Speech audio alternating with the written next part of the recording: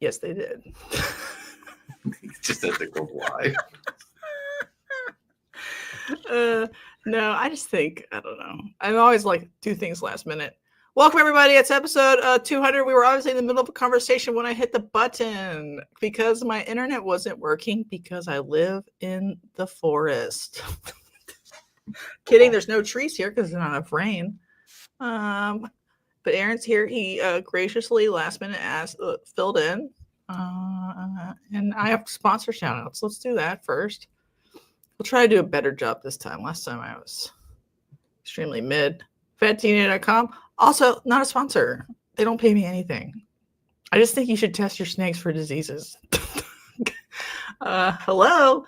Also, everybody's testing all of their hognoses for crypto because it's a problem right now. And if you use code #shithappens to get $5 off the crypto panel. So you should probably do that. They can get Serpentis and Varanai. Once you decide which one you need to go after, you can just go after Serpentis. But if you're doing prophylactically, $5, that's a lot of money in this economy. Hello. All right, Shane Kelley smells out Xotics. He said he is getting his puppy in 2 days. I don't know. He gives me the most random updates, and we love that. I'm actually very in. And check him out at smalltownexotics.com. He's hatching cool snakes, but I don't think they're up yet. But soon. Soon. Bravo Zulu Ball Pythons. Eileen will be at Schaumburg pretty soon, next month. So go to bravozuluballpythons.com and see if there's something that you're interested in. Justin, I did realize Justin existed, so that's pretty good. So Justin's still alive. Stoneage Pythons. I'm assuming he'll be in Puyallup, the Pac Noir's summer show. And so will Andrew at Powerhouse Pythons. And he'll have lots of new snakes available, rodents, gopher cocoa, and other fun goodies. Gray family snakes, they have a lot of stuff coming this year also, and they'll be in Daytona. And you can check out their availability at grayfamilysnakes.com. Chris at BS Reptilia, the Hershey Reptile Community Expo is this, what's the 13th, the Sunday? Yes. Gettysburg Reptile Expo on July 19th. He'll be at ARPE on September 6th and 7th, which we'll probably do a post show about, see what it's like, see the vibes. And he has bulls, albino northerns, longicatas getting ready, and the Argentine boas are due at the end of the month. So those are all the sponsors. Check them out. And we made it. We made it through the sponsors. Who do we got? Who is surviving? We'll see. We'll see. Shane's here. Jennifer's here. Gavin's here. Who else we got? Aurora Spellomander. That's a great name, honestly. Eric, Jason, Jeremy Bob. Welcome. Welcome. How's your life, Aaron? Fantastic. I'm here on the whole back rack again. It's always a good day when I'm here. Okay, good. I like that vibe. I don't know. I'm just like, I took a nap today. I take a nap a lot. Napping, primo adult thing to do if you can. Yeah, it's just like part of senescence where you're like, oh, I just ate lunch. And I'm like, bye. See you guys later. Yeah, solid 30 minutes. Siesta time. So that's what I'm doing. But otherwise, we're all just vibing mostly. Do you have a bunch of clutches coming, or are you? I do. I should have some eggs hatch. I gotta go camping this weekend. By the time I get back, I should have pips. Nobody should ever go camping though, ever. I'm too. So I like camping spiritually, but now that I'm decrepit or whatever, I just feel like when I wake up in the morning, I'm like, why did I make these choices? Like sleeping in whatever weird way, it hurts. Well, it's my eldest son's first beaver camp, like Cub Scouts. So I'm going with him, taking him.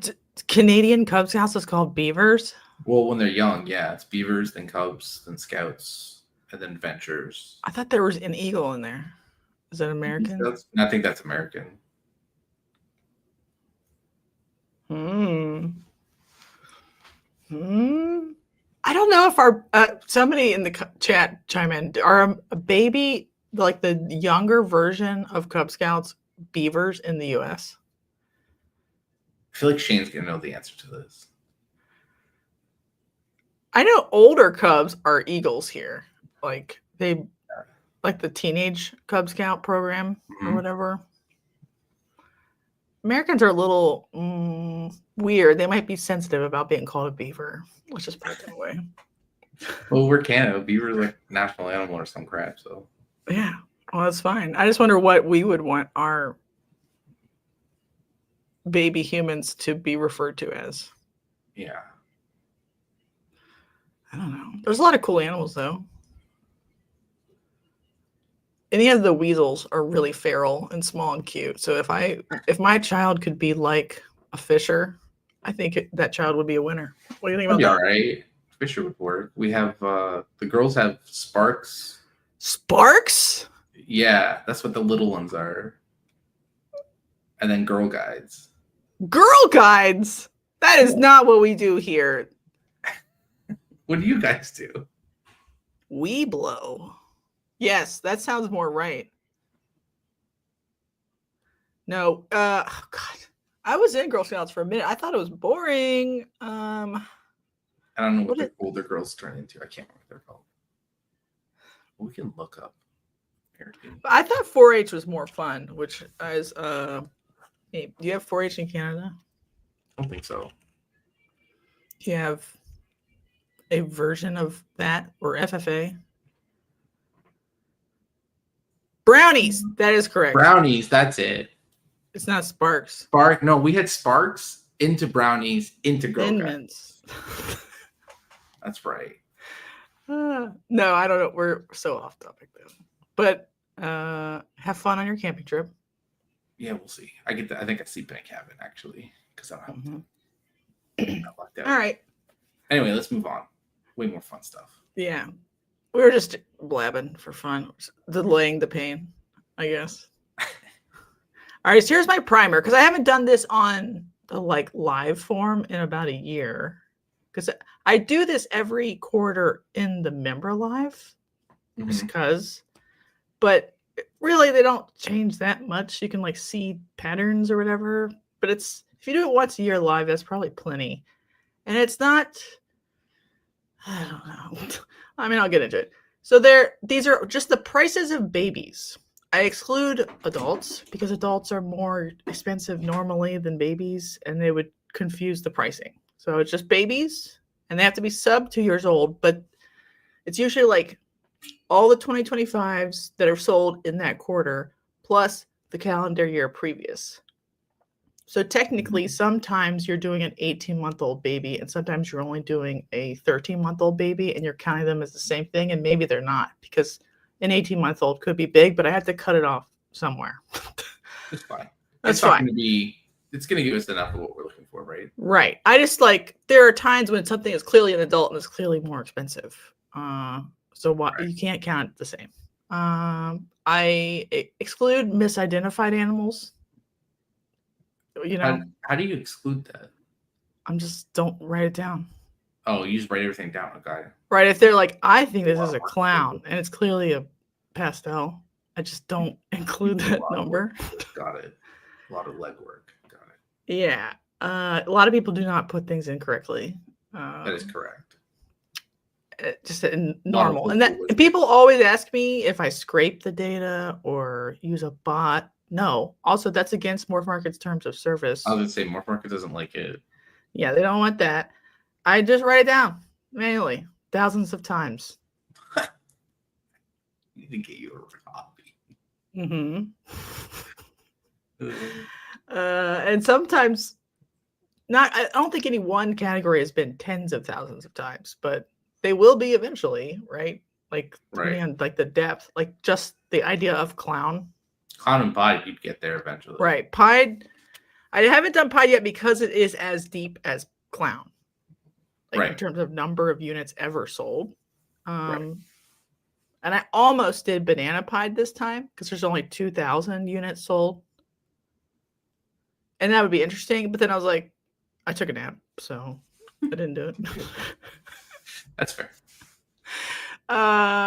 It also doesn't account for sales function, auction ends, and any discounts negotiated outside of the listed price. Or if that snake was put on sale on Morph Market, taken to a show, sold for $50, but its Morph Market price was $250. I don't know that. I only see things marked as sold with whatever the end price was. And then just to be clear, in morph species, morph combos are supposed to go down in price through time to the pet price. I think a lot of people think that's not true. They do. They will. The speed that they go down is different based on many factors, but they're not supposed to go up in price, really. They're supposed to go down eventually. I think people, I don't know. I get a decent amount of pushback where people are like, well, mine are quality, therefore they are $500. And I'm like, okay, get it, king. You know, if you want to charge a price, but market is 200, you're waiting for someone who values it the same way you do. And that's fine if you want to do that, but you might be waiting a long time. Right. That's all that means. And so a lot of people are like, you can't trick me into selling my snakes for $200. But I'm not. If you value them more, then get it, king. If you still value bumblebees at 20,000, go for it. Try. But I'm just recording sold comps. And some people will be higher because they maybe have nicer examples. Some people will be lower because they want to sell faster. And there's a mean that comes out of that process of everybody working in their own best interest. Right. What is left after taking out misidentified animals? There are many misidentified animals, and not as many as you would think. So that's all. So you don't have to match the mean price. You don't have to match low price. You don't have to match high price. But you might be interested to know what things are selling for. Is all I have to say about that. All right, here's a graph. Not a graph, a slide. So I had a member live, I guess 4 weeks ago, where I was trying to explain the problem with ball python pricing using a tranche model. And then I had an epiphany, and I was like, wrong. It's the wrong metaphor. Water fountain. What do you think about that? That's a good way of putting it. I like it. So like everything that's like high-end investments, there's just like a frothy spittle up here, and the whales are eating it up. Yummy. And then they fall down into the first pool of like still investment level snakes, and they're here. And then because sometimes things have dropped in price even though no new ones have been made. And I was like, why? It's because other things are filled into the pool that are also $7,000. And so a whale can only feed on so many goodies, right? Yeah, once you satisfy that level, it kind of it'll just dribble into the next level. That's the next level of buyers. Right. And so you have more smaller whales in this pool and even more in this pool, and then they'll all trickle down into the pet baby breeder pool in the end. It's not bad. And things don't have to become super common to trickle down. If you just pour too many $5,000 to $10,000 snakes into the $5,000 to $10,000 snake pool, some of them are less cool than other ones, and so they will sort of by default dribble over into the next one. Mm-hmm. It just happens. It's not bad. It just is. And so I think a lot of people are like, well, supply and demand. If nobody wants it, or there's a bunch of supply, then it's. I think the supply is less important up here than demand. Like if a whale wants it, they'll just buy it. They're not price sensitive.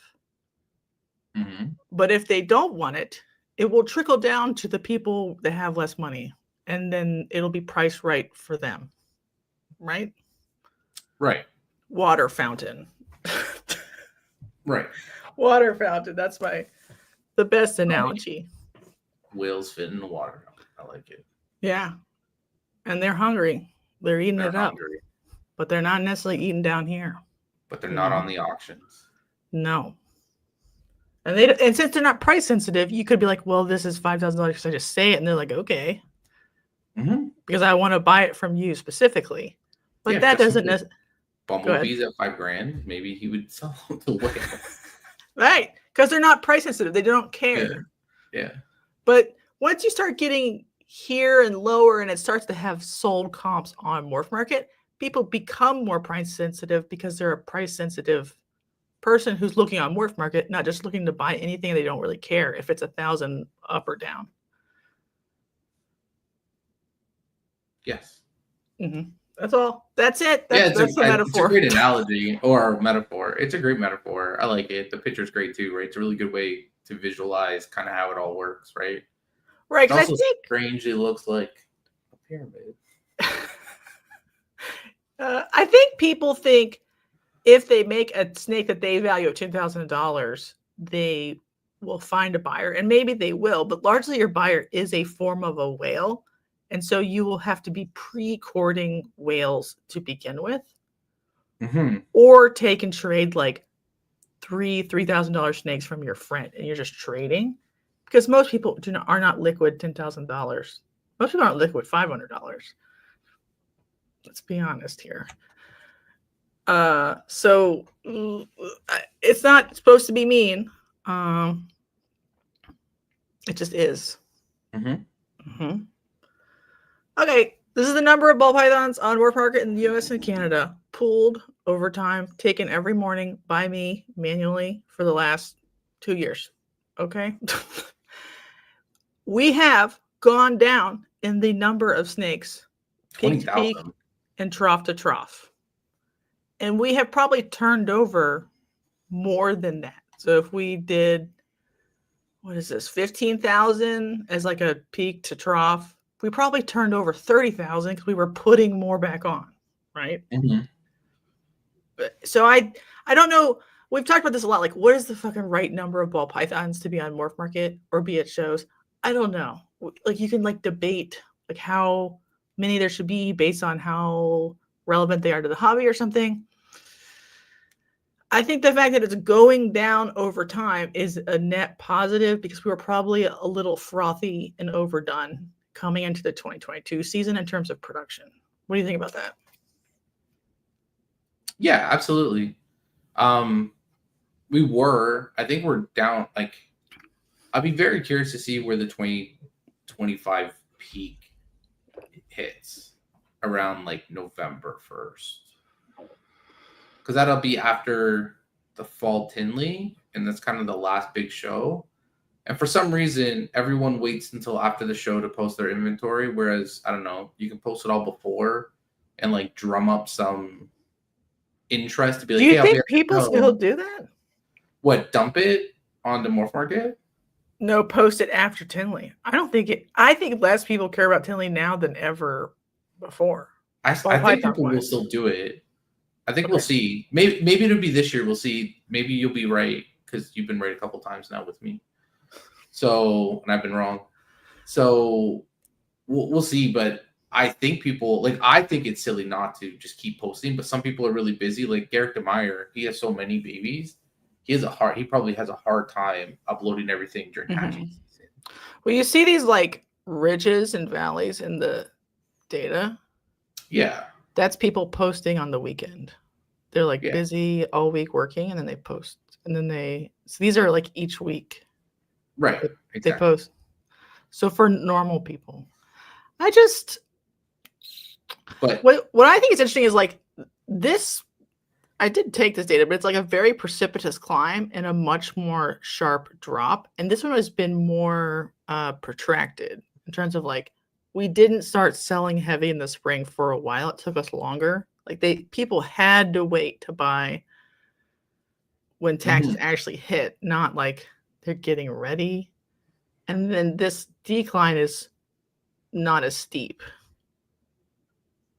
And we started to turn 7 days earlier than last year.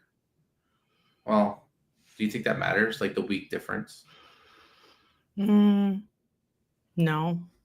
But I think there's Something's going on here, like behaviorally, because this is not a reflection of how many snakes are produced. Really, it's a reflection of psychology of putting things on Morph Market. People maybe like there was a snowstorm, so we couldn't ship for 2 weeks in the U.S. Right. So things probably sat around a little longer. Mm-hmm.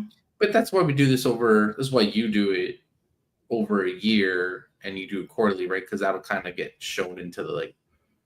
It'll be kind of work itself out in the wash, right? Like your big blip there, like your one blip right around January of 20, like way at the top. Yeah, this was. I asked on Morph Market. I was like why Gary was there a fucking everything? rapture of 2,000 listings? They just weren't querying on that one day. They all came back the next day. Yeah. I am very curious. Do you have the data of Morph Market users over this course of period of time? You mean buyers or stores? I'd love to have both, but specifically more so stores and sellers, like active. No, I could watch that because like the thing is like you can query, you could just ask for every store that has an active ball python listing currently. Right. That's what you would have to do. I know Morph Market has this. They just think because remember when he posted? Remember he used to post all the sales every month. He did it for like 3 months. Yeah, and then the numbers were no longer in his benefit, so we had to stop. Right, and also like the number here could be lower because just people just decided not to use Morph Market anymore and focus more on Patreon sales or. Well, there's people just not like we know. Like at the beginning, people said it, which is there's a lot of people no longer breeding. Cusco is the biggest name that he announced it on his YouTube channel yesterday, but he said he only bred 3 females this year. Mm-hmm. So like he's not going to be really that active on Morph Market for that purpose.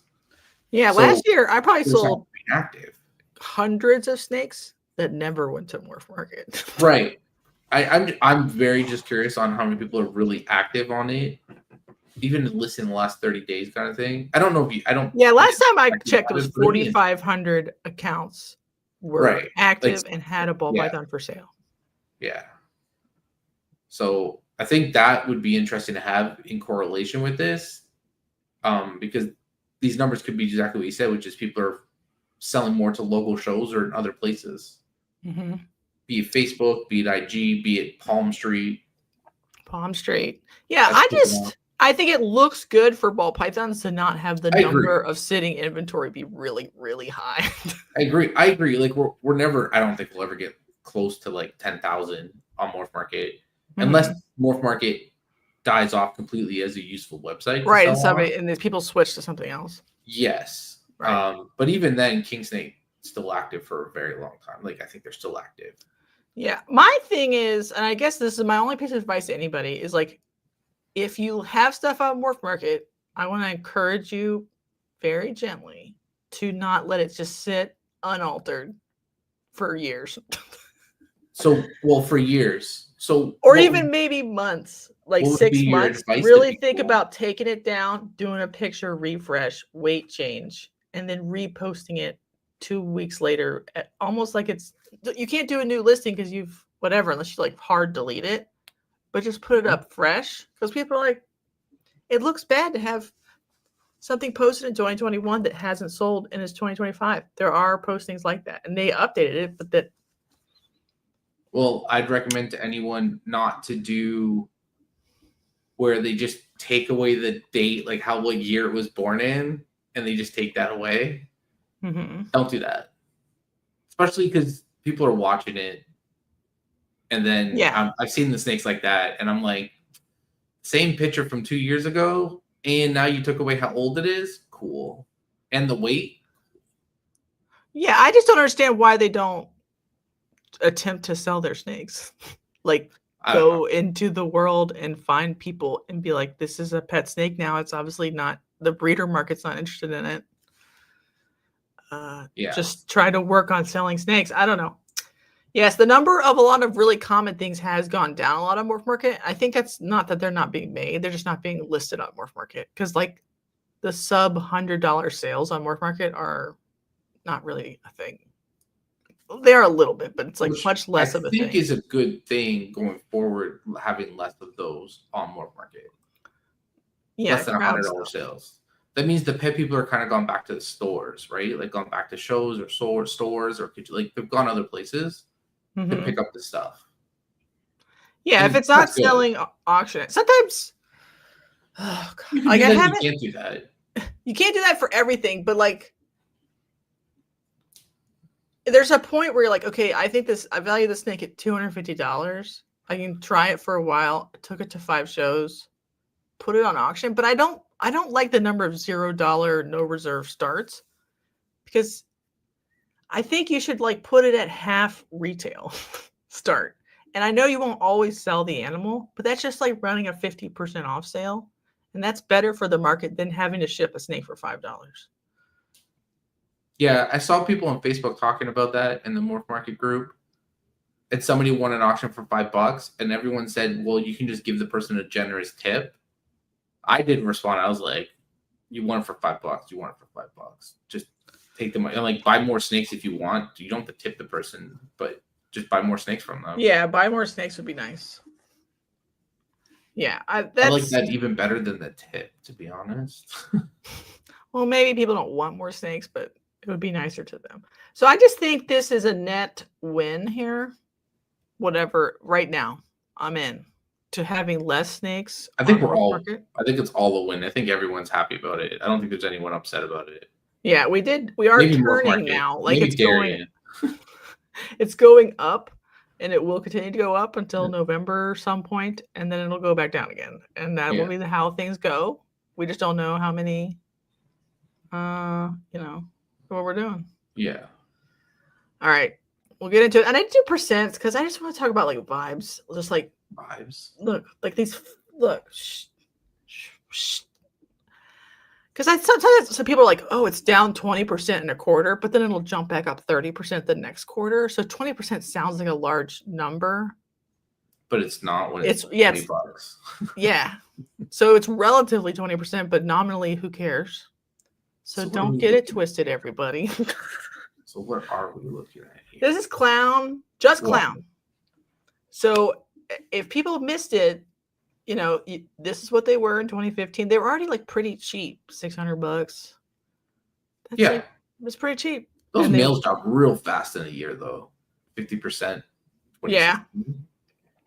And they had a little female, mostly COVID boom, where they became more expensive for a little bit. Males were a little bit more expensive.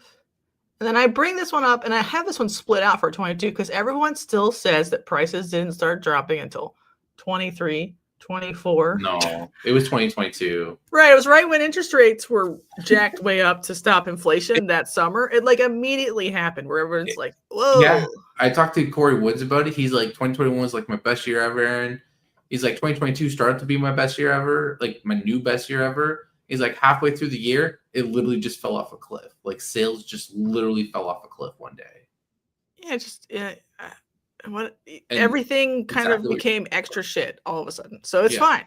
But it was 22. And I know a lot of people are like, well, I had a great year in 22. And I'm like, I don't give a fuck. It doesn't change that the market changed in the summer of 22. You could have had a great year. The market is not you. You are part of it, but you're not the only person in it. So check yourself. Check your privilege is all I have to say about that. Mm-hmm. Clowns, there's, $125 for a female ish. $100 for a male or less ish. That seems fair for literally a 20-year, like 25 plus year gene. Yeah, and you can find females on Morph Market for $50 retail, not like auction. They're dirt cheap, let's be honest. Yeah, so this is where we're at. It's okay. Everybody breathe. Spilometer says, I don't know why, but I had snakes listed on Morph Market for months with no takers, and then I switched to ads to auctions. They sell for significantly more than I was asking, no takers. Right, because people are only browsing auctions right now. There's like a whole strategy of there is sticking just everything on auction. But that's why I'm saying, like, just in case, like, there's nobody for that animal at that time, just put a reserve or a starting bid that's like more than wholesale a little bit. But to be fair, that's great that you got more money than you originally asked for. And for whatever reason, I almost think there needs to be, I don't know how to change the search function, but sometimes it's like there's too many on Morph Market to search page by page, so people just get lost eventually. And they exclude a lot of things, so it depends on what it is. So not everyone sees everything, and they see a lot of the same people, right? You can have a whole page of Canova stuff on ball pythons. I have 2 pages of them before you get to someone else's stuff. Yeah, I do think people do browse static listings, but if they don't browse it the way they did before auctions, or like, because I used to just browse new and just go backwards through time. Yeah, I just constantly browse. Yeah, I don't think most people do that though now. It seems like discoverability is less unless it's on auction. And then like if you're on the mobile app, if you do run a sale, it gets put in a special sale. Yes, it gets put in a special sales section. So that is good for discoverability. It's just similar to auctions. Auctions have the big button on the website that says view auctions. Mm-hmm. So even if you don't want to do those kinds of things because you value your animals at X, you almost have to right now on this particular platform to get a lot of viewership. I just don't like it when they go straight from they immediately post it and then they go straight to auction. Like you never even gave it a chance.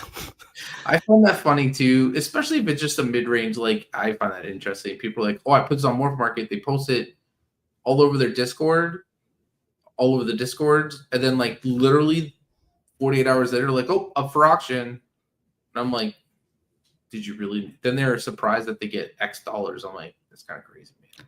Right. I know why things are happening, but sometimes I'm like, probably someone would have paid you more for that retail if you just waited a little bit. Yeah.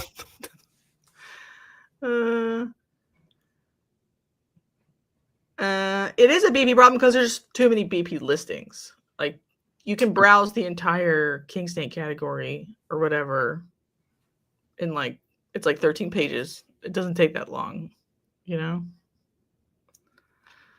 Okay, GHI clown.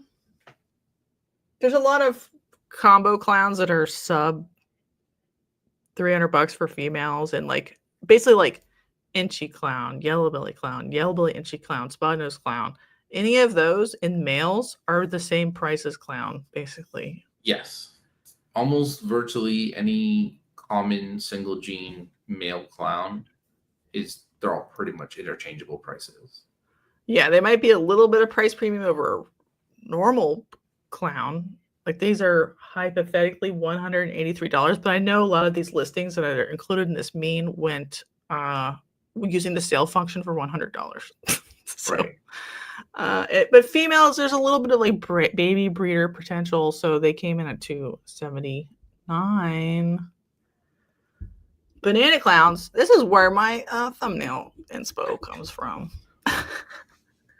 And if you don't know who Gojo is, you need to watch more anime. So that's your fault. I know who Gojo is. I know. I just mean like to the buying public, because I don't know who's going to get the joke, but I don't really care because I'm living my best life. Because I wasn't tracking Banana Clown for a while because it got kind of boring, and I was like, whatever. But Banana Clown is more stable currently than GHI Clown or other clown combos because they're just pretty. So like when it gets down cheap enough, pet people will sort of nibble at the bottom of the price point and keep it elevated because it's just like, okay, I'll buy that. It's a banana clown. They don't really care about the clown part. They want the banana part, but they'll like support the price floor better. Look at that. It's fucking pretty flat to me. It's flat for 2 years. Yeah. I think that's pretty steady, and I think that's exactly where it should be. For now. It's kind of crazy that Banana Clown females were $3,500 in 2015. Is it? considering the banana itself was maybe 5 years ago, 50 grand. Yes. 5 years ago? Oh, 5 years prior before to that. Yeah. Oh yeah, sure. And then like you can see like there was a strong Not even. female price premium for years, but that's mostly fallen apart. It's like a normal Mhm. male female price ratio. There are plenty of female bananas. They're not that special now. So they're not way more expensive than the male equivalent. They're like normal like female bias in pricing. Yeah. Mm-hmm. The sex link doesn't matter anymore, apparently. It doesn't matter anymore. So we need a break. Too many charts. So a lot of people now, because of how stable the most attractive pet quality things are currently in the current world, are going down market. And this is all an allusion to Xotics' video about crested geckos. By the way, I 100% sold it. Go watch that video. He's not even in the hobby anymore, but I don't care. We'll still shout him out. So they're going down market. They're making more banana combos, bells, intentionally hyper attractive pies because like wherever they were before is maybe not as fruitful as they want it to be. I don't know. There's some problems with that. And then some people are going laterally. So they're switching to breeding rodents or other species or whatever from ball pythons or adding it. It's a lateral move. And then upmark would be to get rid of most of your adult breeders and only breed the most high-end 20 snakes you have. To focus on the people who will never run out of money because they're already rich. Instead of down market to the poors to sell them a banana. Mm-hmm. So this is an interesting trend because, like, I don't know. Hopefully, people know now that, like, if you make a triple het, normal people don't care about that, and there's only a limited number of people who want a triple het of any combo. Period. Which is funny because I remember watching an interview. I think it was with Justin, and he mentioned it. Or I've seen it before where people have talked about it like normal. They've had like triple hets. So like, oh yeah, I just wholesale these things for like $50 to a pet store, and everyone's like, "What pet store? I want to go buy." And they're like, "Yeah, no, they're just normals, right? Nobody actually really wants to pay the price for them. Get rid of them. Meet the quotas of the pet store." Yeah, you can't find these price sheets because I made them. Also, monsoons are $3,000, but there's not enough sold comps of the same morph to make a chart yet. So, $3,000. I think lateral moves are like the most benign of these. Like, okay, sell cocoa on the side for fun if you want. You know, like cool. It doesn't hurt anything. Do you think it's? I agree with the dry goods. I think switching to other species, pros and cons. Definitely pros and cons.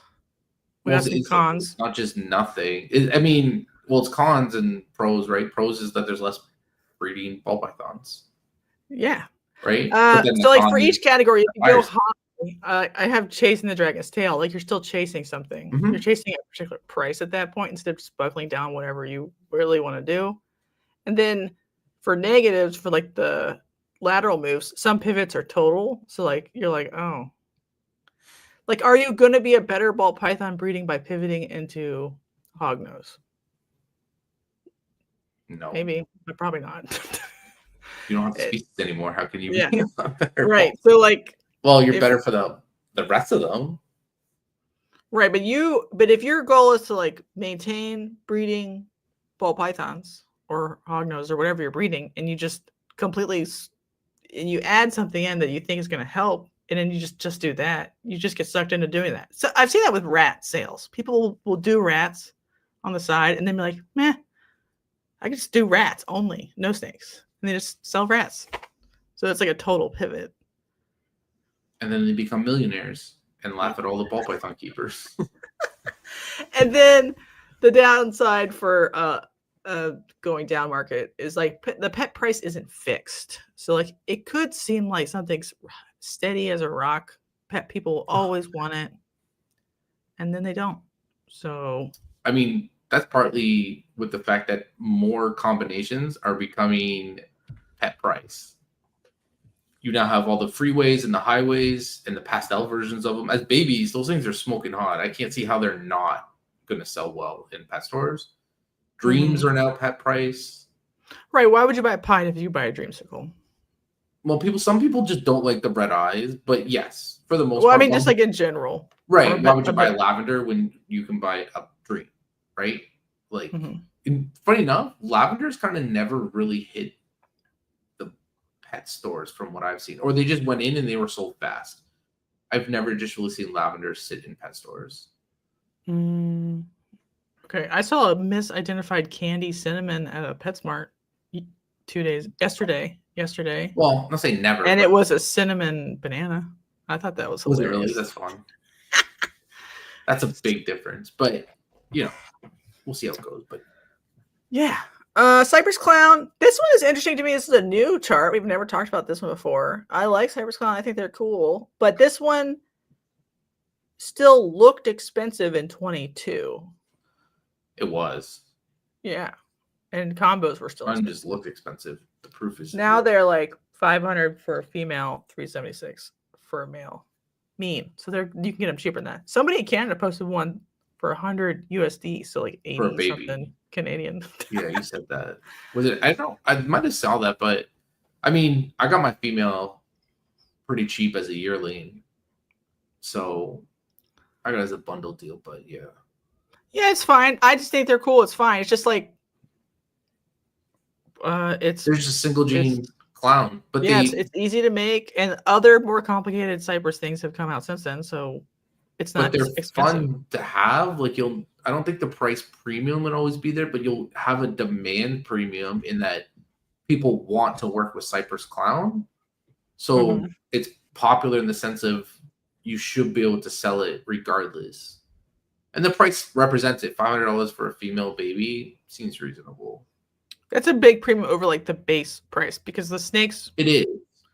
The snakes aren't in a vacuum of their base components. Just because it's like if a clown female is only $100, a clown plus one gene that's not like cutting edge new can't be that much. All right, here's Desert Ghost.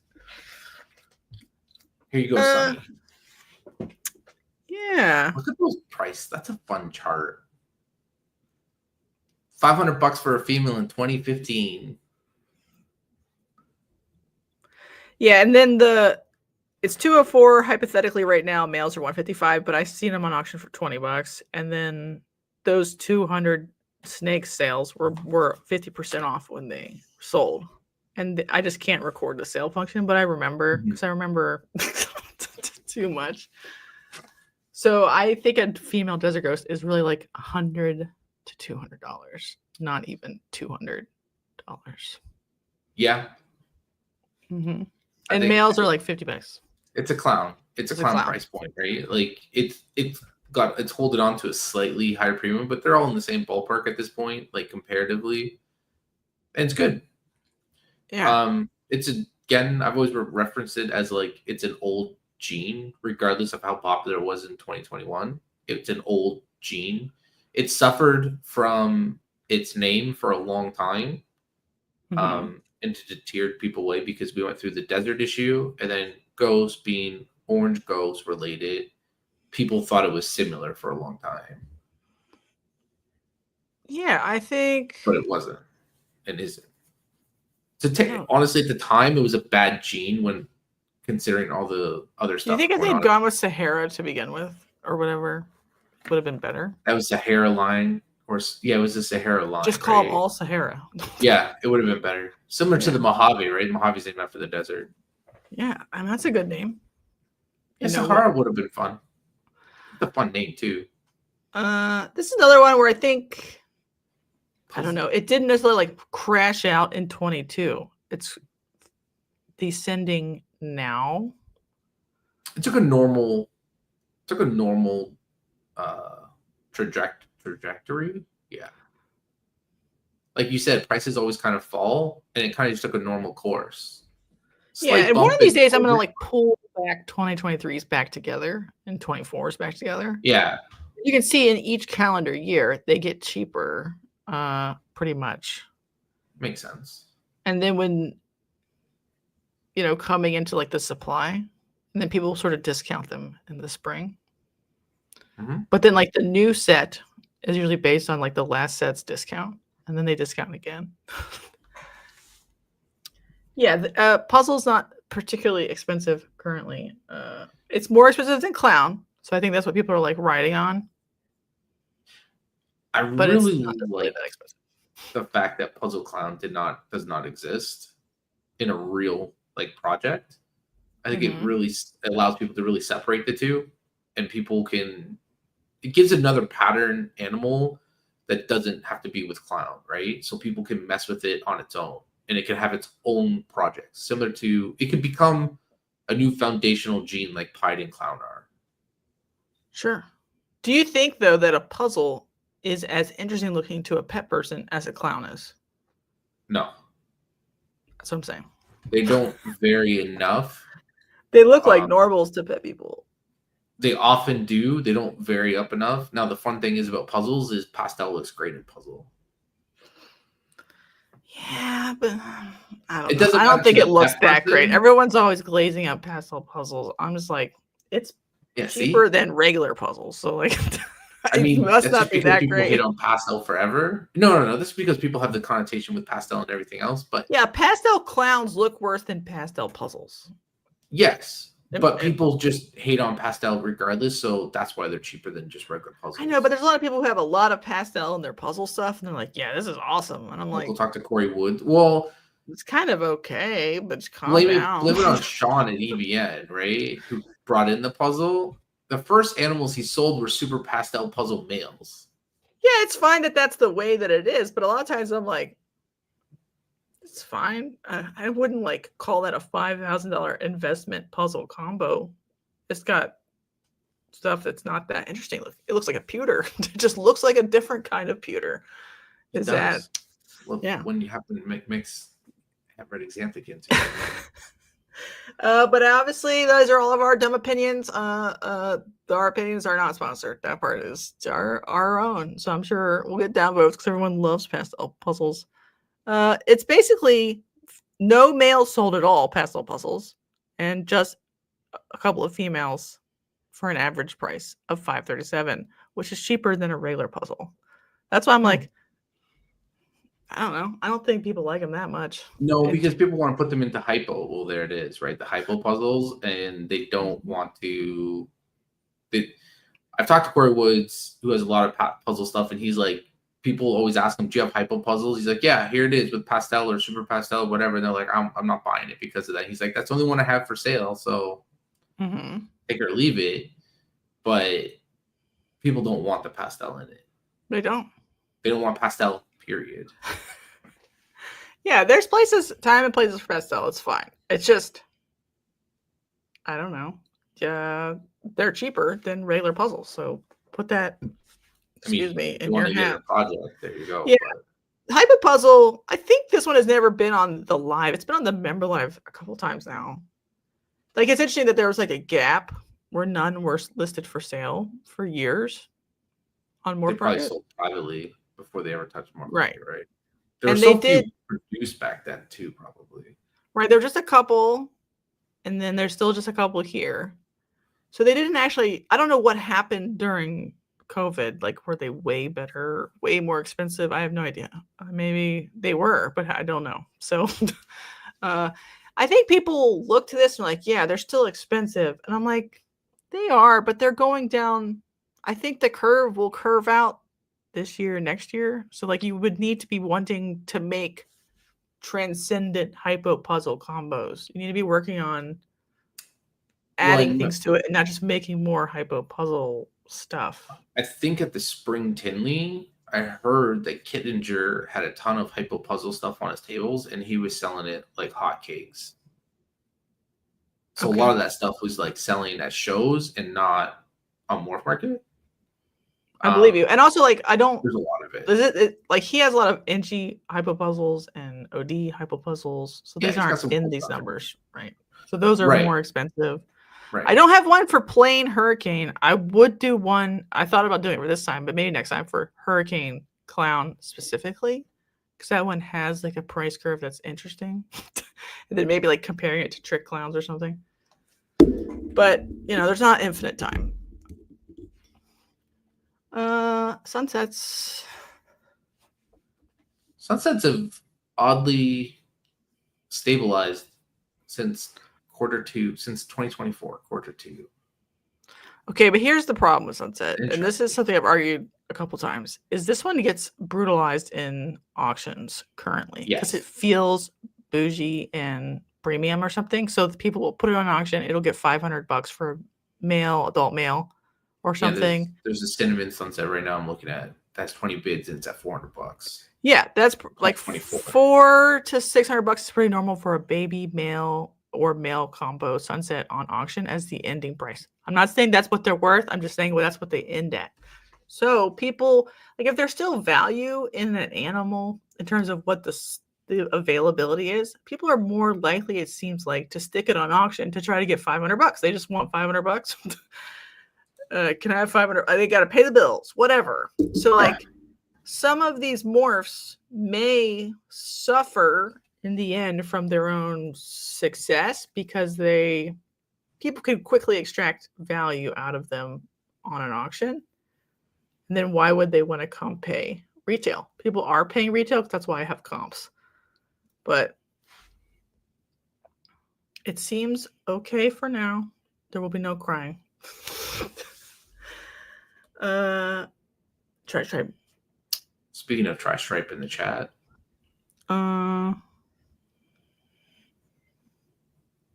Yeah, I think most people think it's lame. I think the Snake Keepers, the Sutherlands, just didn't do the right things with it. I think one of the first things they did with it was make it into the true ghost, like Tristripe. Like they produced it first. I think, they coined Tristripe. But I think did they make a true ghost version or just ghost? Was it just ghost? Maybe. I think it was just ghost. I know they did the true ghost first, and I could be confusing it. I know they made a true ghost, but I've never seen them sell off. What would they use? VPI? I think so. Or TSK? I'm not sure which one. I know Corey Haft at Cold Blooded, he just produced the true ghost. But it's VPI that he made the heads for.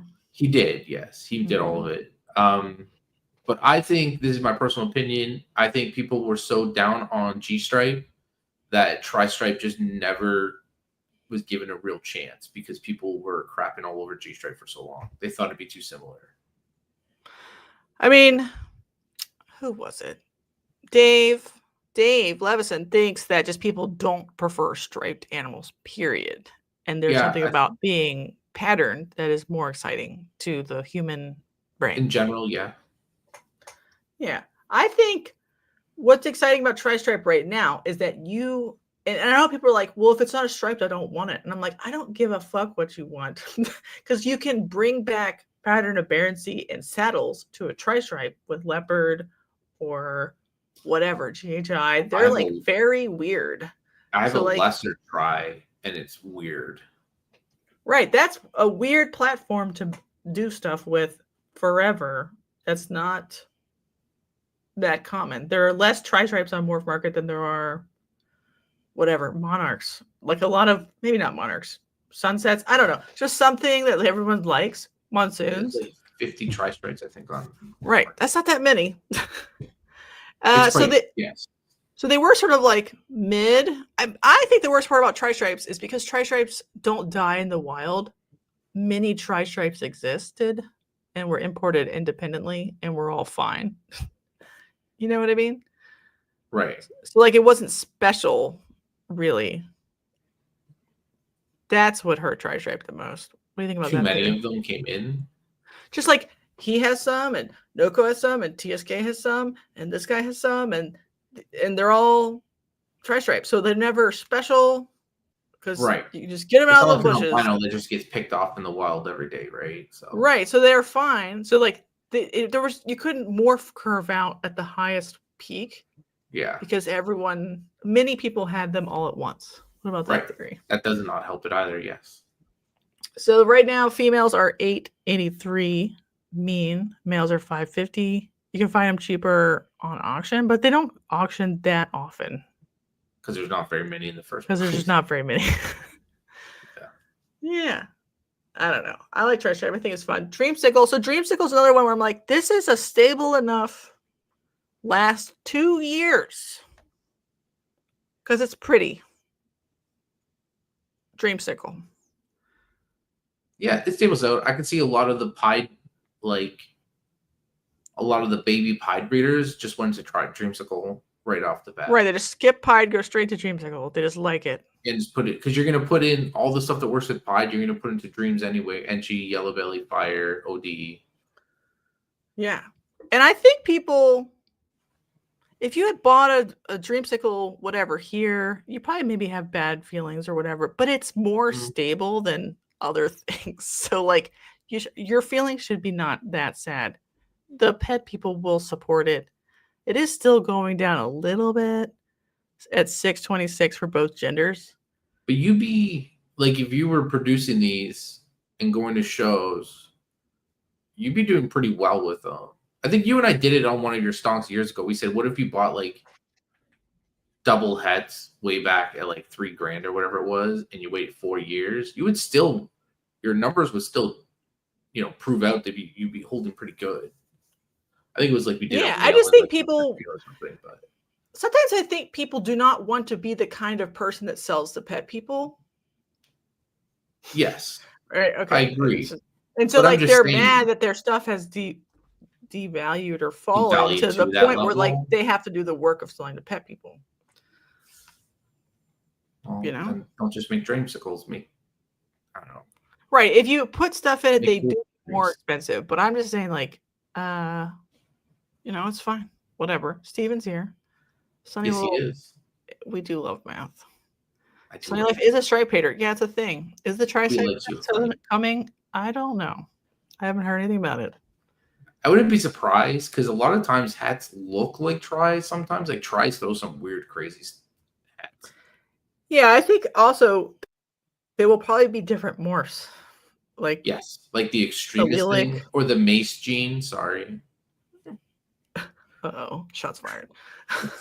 No, I think like even the ones that are tri-stripe will be different variants of the same mutation on the same allele. Yeah. Like they're because they all were independently from different parts of Africa. Yeah, I think it would be really interesting to get the test done on the tri-stripe stuff. Hypo Clown is another one that I think is doing fine. It's steady, and that's all it needs to be. Yeah, and I think it's steady because it wasn't that expensive pre-pandemic anyway. It didn't have a pandemic price. 20-year combo, right? Hypo Clown's been done a long time ago. Right, but people weren't like, I need to invest in that. So no, people skipped over it. People went right, but that's good because now it's not as much of a crisis. Like if you bought something in 2015, even 8 years ago, you were fine every time. Like you were fine. You're fine. You're doing great. This one though. This one did not do.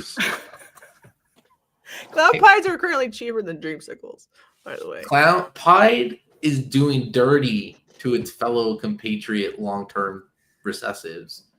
It destroyed Clown. It destroyed DG. That like just Pied projects just tanked.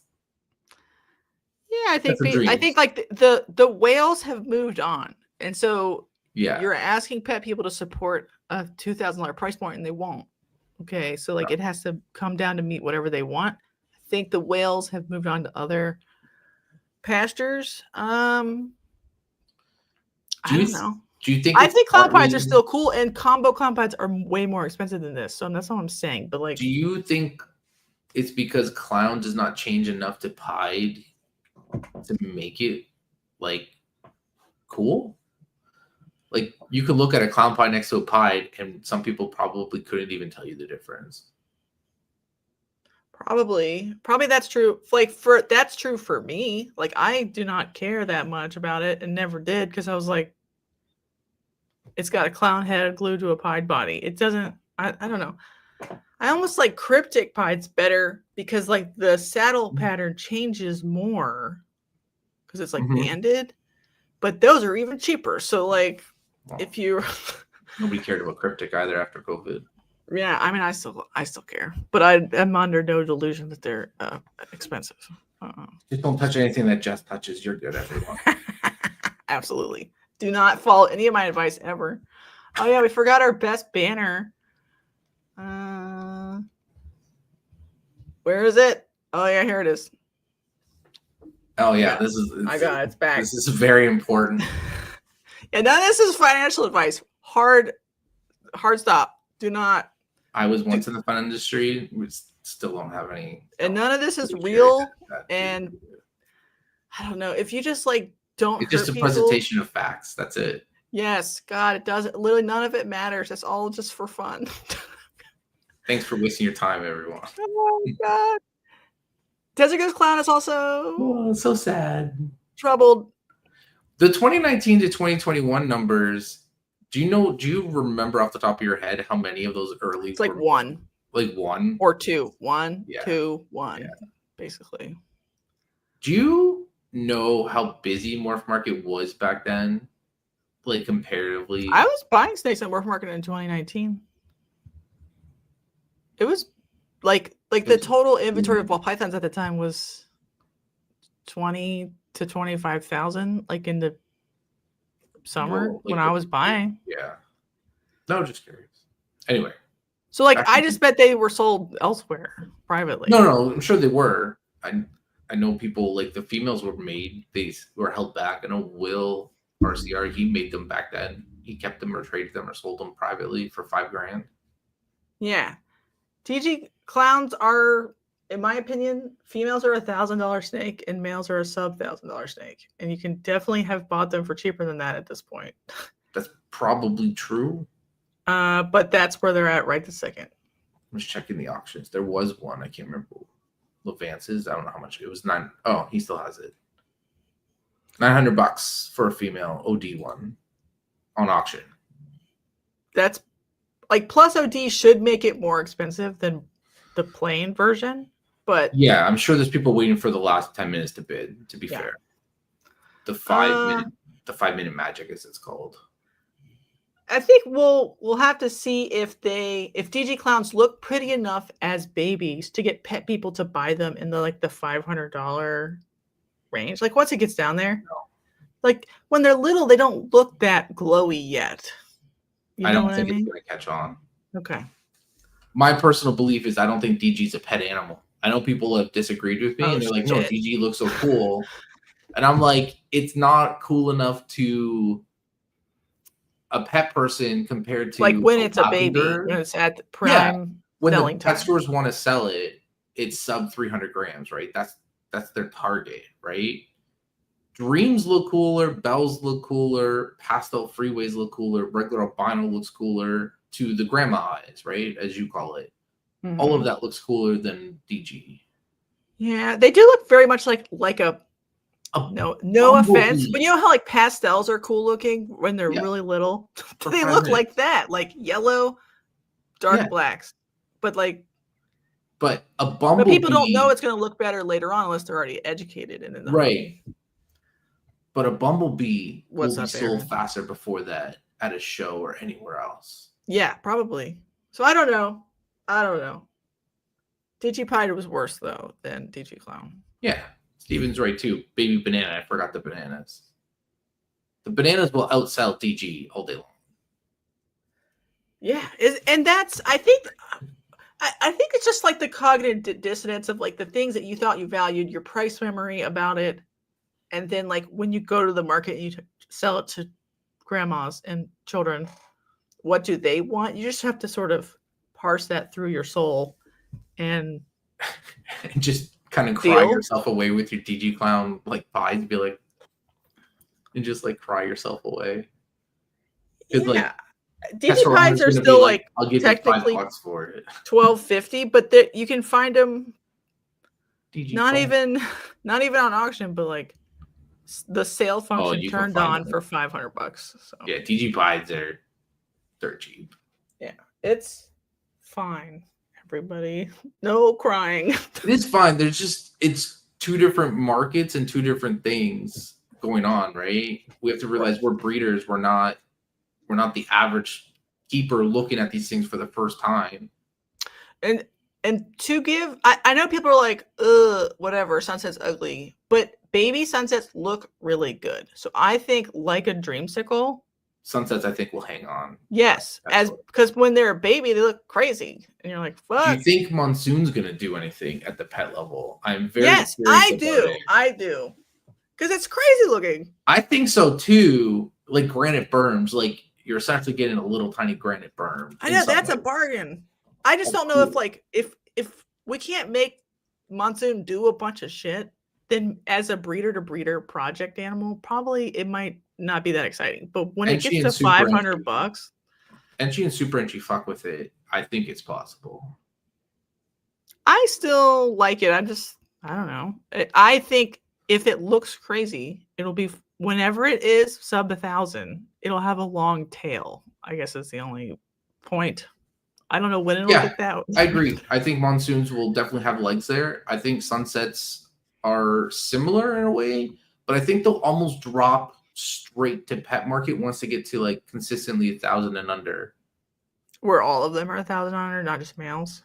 Right. I think you'll see a weird drop immediately to like people with like pastel sunsets on tables because they look cool, like they're very different looking. Mm-hmm. Whereas the breeder at $1,000 generally would prefer to maybe buy a Monsoon at 2,000 because a lot of people still have the connotation that Sunset browns out too much. I think right this second, Sunset has a better chance of being like a comboable morph than obviously all of this is our dumb opinion. So I don't know how many downvotes we've accumulated for this one. Like a Sunset puzzle is going to look better than a Monsoon puzzle. Would you agree or disagree? Oh man, I really want to see a Monsoon puzzle though. Me too, but right out of the Monsoon's too strong relative to the strength of the puzzle. I don't think you're even gonna be able to tell it's a puzzle. I was about to say the same thing. I was gonna say I agree. You can barely tell a clown Monsoon is. If Clown can't mess with it, and Clown has been a stronger gene than Puzzle for combos, like it generally overpowers a lot. And Puzzle does not overpower things usually. I'd be very curious to see what happens to if people like Sunset. I think Sunset has longer breeder to breeder legs. I agree, but I think there's going to be weird people that just be like, oh, it just kind of browns out, which is weird. I think I'm a big fan of Sunset. I don't own it yet, but I'm a big fan of Sunset, and I have been from the beginning. I'm not a fan of Sunset, but I can still tell people that baby Sunsets look good. So I think Sunset's got a lot of fun stuff to do with it. All right. DG Pies look better as babies than DG Clowns. Would you agree or disagree with that statement? Yes. Okay.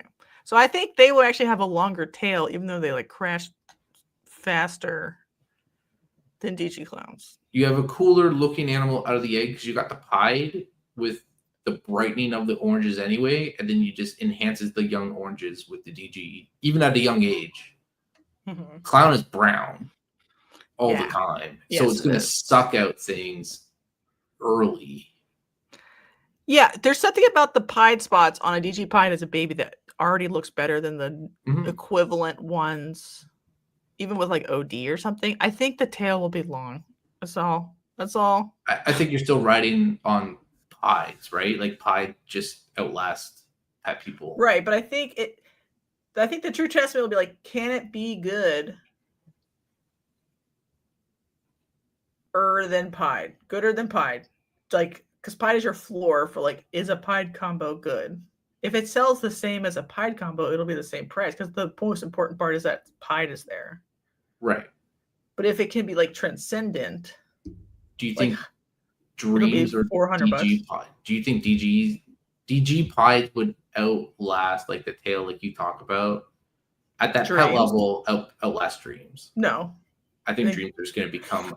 I think Dreams are the new Bell and like King. I'm gonna do banana pies next time, even though there's two. Banana pies, I think, because banana pies is one of those like wants banana pies. It's like evergreen, and I know they're cheaper now than they were in the pandemic, but they're more expensive than things that were 10 times as expensive than them. Yeah, for the same time frame. So all my wholesalers always ask me, "Do you have banana pies? Do you have banana pies? Do you have banana pie?" Yeah. We'll see. Obviously, none of this is real and all this is made up. But this is the first triple that has a quorum of enough listings posted to even make a chart of it. No, even though they were for sale, no Hypo DG Clown triple visuals were marked to sold. And I also consider doing DG Xanthic, VPI, and like Storm. What the fuck are they called? I'm trying to say Storm Cloud, but like that's the wrong species. Stormtroopers? No, it's the lightning pies. Oh, the lightning pies. I'll probably do those because those are like kind of struggling a little bit currently. The TSK pies? Got it. No, MJ. Aren't they the same? No, that's Black Xanthic. I am wrong. My apologies. Too many listen. Xanthics that don't matter. I don't know. I like gray snakes, but I do think it's trouble that you've split up all the interest over whatever. It's fine though. But this is the first triple that right now I think is sub 3,000 currently. Like you can find combo triples besides like albino pied whatever. Ignore that. Albino pied snows. Of the like more modern triples that people worked for, I don't know where it'll get. It's still hard to hit or whatever, but there are a lot of them and a lot of variants on auction of like double het. Right. None of them sold in the last quarter though. This is all from previous. It's time for a vicious debate. Not really. Okay. The ALS homozygote theory, which, well, I don't know, it's been talked about for 2 years now because Will talked about it when he was on the puzzle thing literally 2 years ago. Also, this is the 200th episode of this dumb podcast, so yay! Yeah, woo! I'm happy to be here. We need confetti. Shit, I can't afford that. But the idea that ALS homozygous versions of things will be even because they're equally as hard as hitting a homozygous recessive animal will be valued the same in the future if we choose for them to be valued that way. That's the thesis. Here's my rebuttal. Now I've thought about it for a couple years. And we can debate. Ready? The most attractive versions of things have always been more expensive. So, that's not new. So, if the ALS is more attractive than the component parts, it, I guess, deserves a price premium. But, whatever. I don't know. That's not new.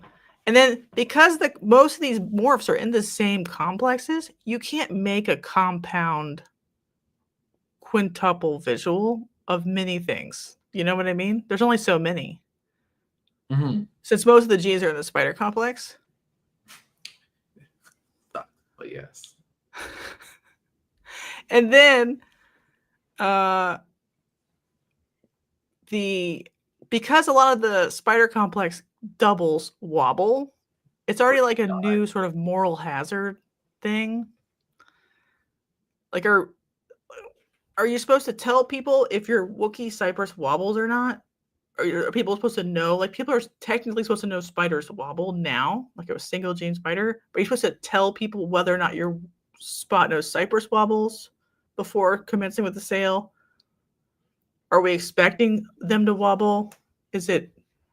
I think we still need to keep educated and tell people about it. That's my personal opinion.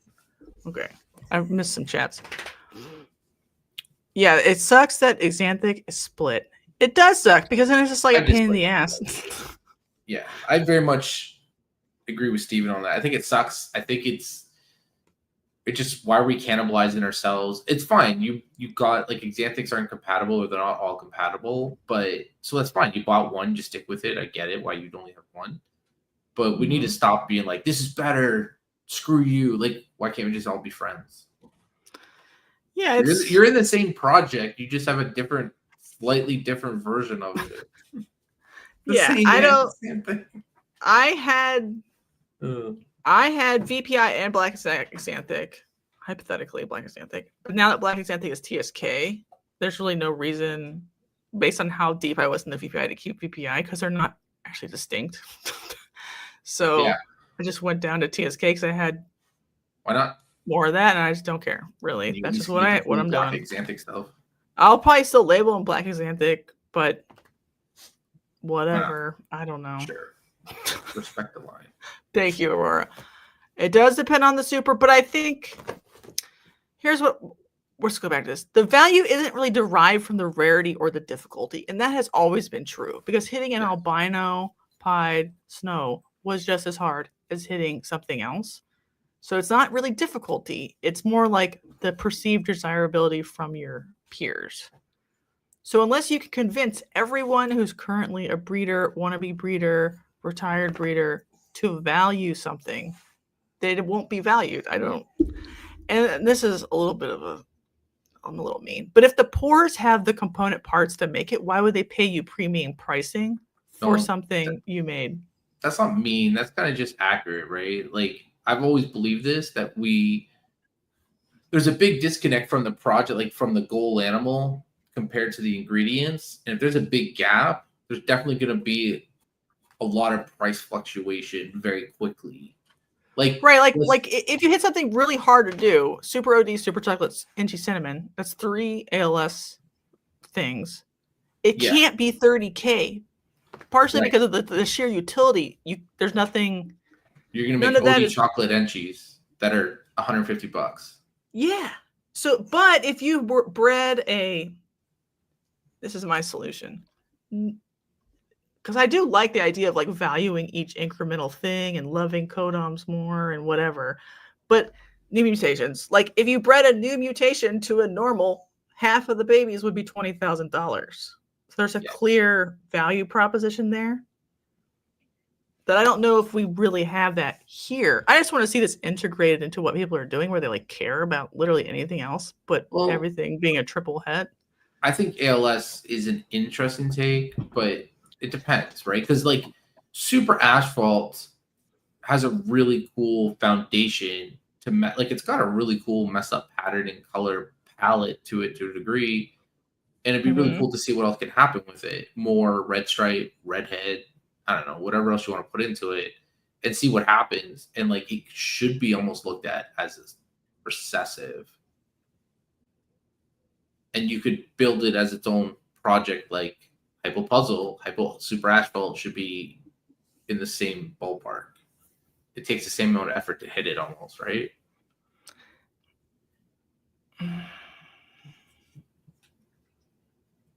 Okay, but what is the value of one allele being asphalt right now? Nothing. $50 or something, right? Just like one clown unit is $50. Yeah. Right? So if you made a clown, homozygous clown, Super Asphalt, should that snake be $30,000? Depends on the rarity. Depends on the perceived desirability of my peers. That's what I don't. Obviously, all of this is fugazi and made up or whatever. Unfortunately, like I don't. If people feel like it's worth it, then it's worth it. But for me, if asphalts aren't expensive and clown isn't expensive, even if you make a Super OD Super Asphalt clown, which was hard to do, all of the component parts of it are not expensive. Oh, I agree with you on that sentiment. I'm just saying it'd be fun to see people kind of look at like the supers, like a Super Asphalt example, less of just a value add and more of like do more with that paint job or foundational project, right? Yeah, that's fine. And put like treat it almost like its own, like Super Asphalt as its own recessive. I'm not saying the value is going to be crazy. I'm just saying it'd be cool to have that other project that people have built around it more. Right, but that's a future where people like their snakes and want to just do incremental, like work on stuff. You should agree, yeah. But I think,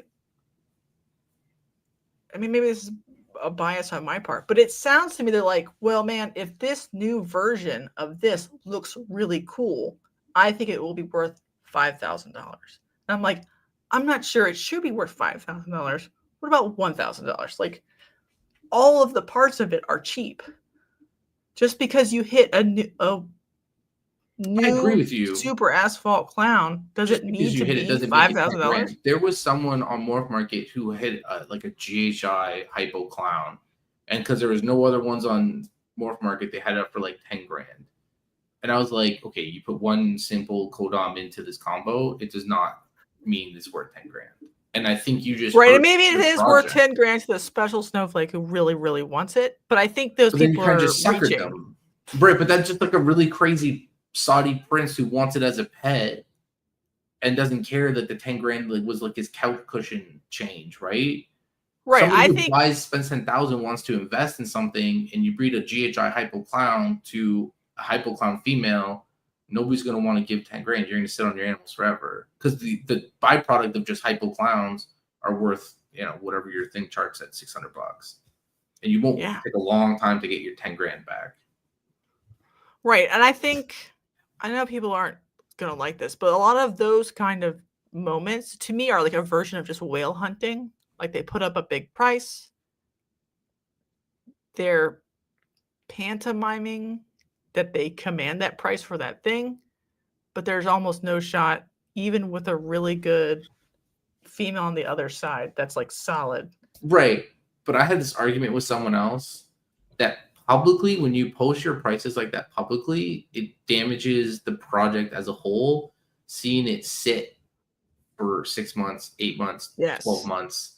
And then you see a drastic price drop, you see it on sale, you see it on the auction, and somebody said, well, let's just buy it, make me sell it price, and that one price doesn't make the whole market. And I'm like, but it does, because it shows baby breeders, people coming in, that this looks like an unstable project that nobody wants because this person couldn't sell it and the price kept dropping. Because at some point you want to sell your snakes, right? If you're a business. Yeah, sometimes I'm like, we've had this argument or discussion, I don't know. Like, are they price pegging? They're trying to peg their holdback basically in the market really high so they can sell like the visual het variants or whatever for more because they think that the target goal of that project is really 10,000, but they don't actually believe anyone will ever buy it for 10,000. Right, but then like, what if a whale does? Is the whale confused? Is there? But I think you're better off like setting the project. Like, sure, the whale does once, and congrats, you got 10 grand for something that's not really 10 grand. But then your rest of your animals are never going to sell, and that whale may never buy from you again because he's going to learn, or they will learn, that breeding it doesn't do anything. Right, breeding it was not and obviously, like, the onus is on the whale or the person, and whale is obviously a pejorative. Yes. I just mean people who have the money that they're not price sensitive, so they're not like, oh, I'm going to fixate on Morph Market and make a chart.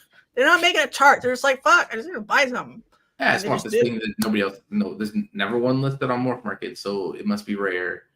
Right. And buy it. And it's fine. Like, I get it. You can price your animals whatever you want. I just think you're doing your project and yourself, your business, a disservice. Because people when you're pricing your animals, not just what like people are pricing, you're also looking at the behavior or psychology of human beings and how they look at things.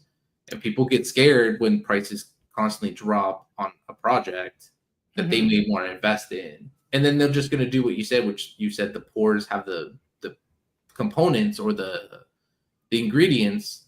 They're just going to go buy the ingredients for dirt cheap and do it themselves. A GHI Hypo and a GHI Clown to make double hets is super cheap. Yeah, and you can buy adult female double het double het Hypo Clowns for $100, adult females. So all you need is a male GHI Mojave double het, which I saw somebody do on Facebook. Congratulations, by the way. They literally bought a $100 snake and a GHI Mojave double het male for $100, put them together. Right. And they hit it because it's mathematically possible. And you miss 100% of the shots you don't. Wayne Gretzky, Michael Scott. Yeah, there's a lot of things to do in everything, even like within just one snake. But I think the question, like, there was a time where a snake could be made, have one additional gene, immediately jump up for $5,000. Yeah, at one point Pastel was like the craziest value add ever. A $50 snake, we'd give you $5,000. And I guess if somebody values their snake at that, then go for it, big dog. But I think that hurts people because they will be like, I'm going to walk into a snake, think that that's the value. And then when I breed it, because it's a male the next year, it's already $500 or less. I spent $5,000 on it. And that hurts people's opinions of the breeding hobby. But if it started at 1,000, went to 500, wouldn't that be better?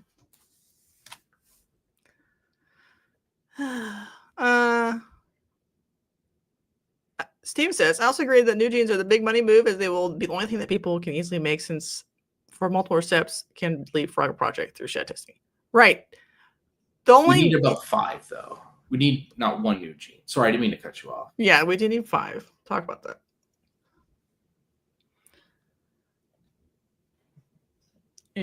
Were you saying something? Oh, I was waiting for you to finish your thoughts. I cut you off first. Like, I don't know what I'm talking about.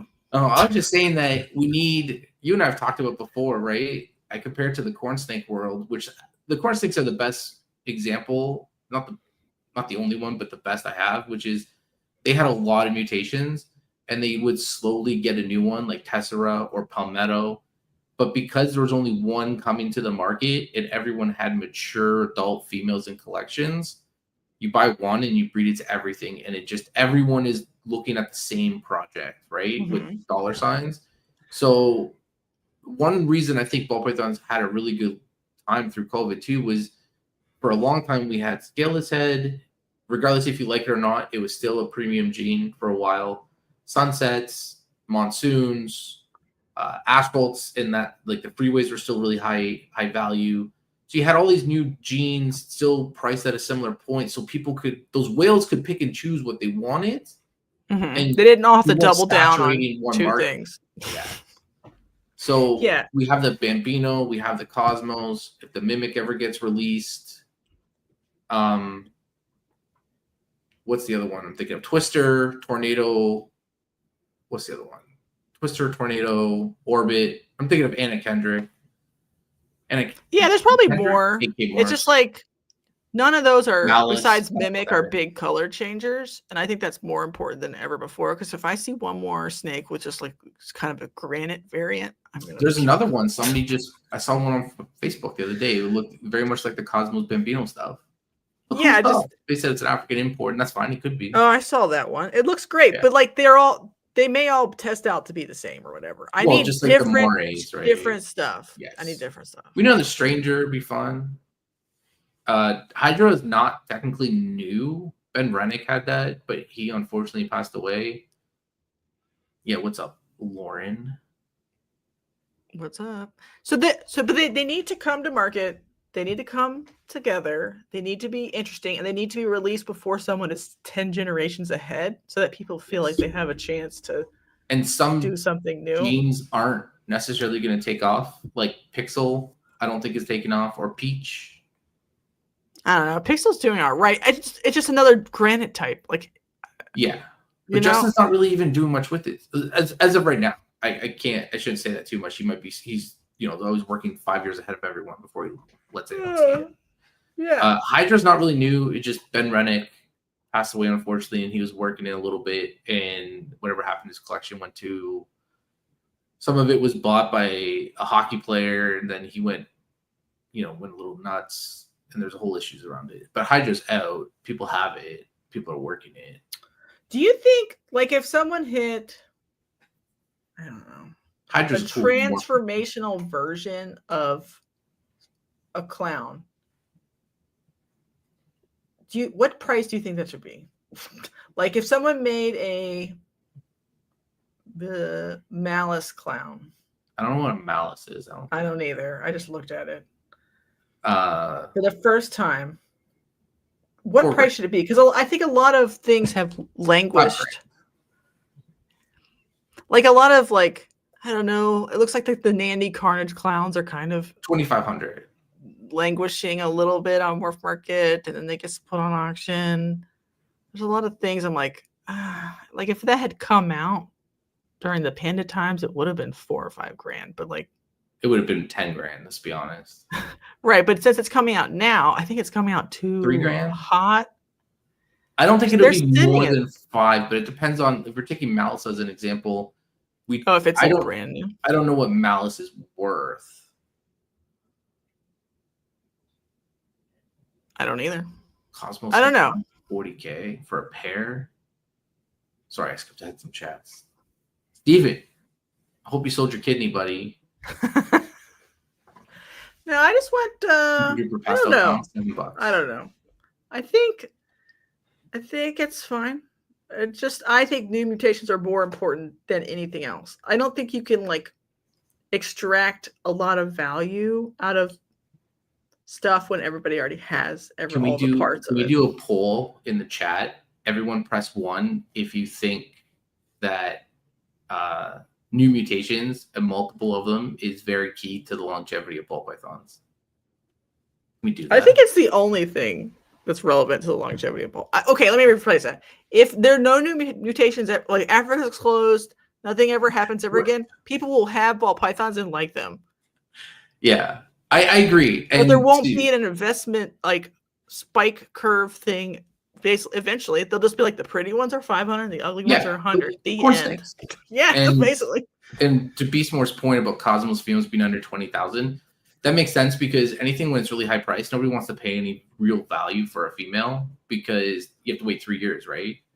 So you could probably get one for 10, if 1.1, like all the value of that Het Clown pair, well, other than the Het Clown together, it's that male that Steven and Courtney would really invest in it. Well, they're probably forcing a pair just to slow it down. Yeah. All right, I have a spicy question. Since it's 1 hour and 31 and nobody's listening. What are you talking about? They all said 111. 3 of them. There's only 10 people here. I got it. They got bored. I don't care. Anyway, here's the spicy question. Would you avoid investing into a project before we move into hognoses in any species if you had feelings about someone who had already bought in? Say that again? Like the person who bought in before you was the #1 price dropper, was loving mass production, had a stable of ponies ready to go to be bred to that whatever. How relevant is like the other people in the project to you? They do no promotion, they stick it straight on auctions. What would you do? What's Aaron's opinion of like how important the people in the project is to the project? I've never really cared. You don't care? No. What if they're like psycho and they like punch people at reptile shows and cause a scene and they bring drama to the project? You talking about Corey Woods? No, I'm actually not talking about anybody specifically. I just like have had these like conversations with people who are like, I don't want to be in that project because blank is in that. And that was more true a long time ago. I just don't. Okay.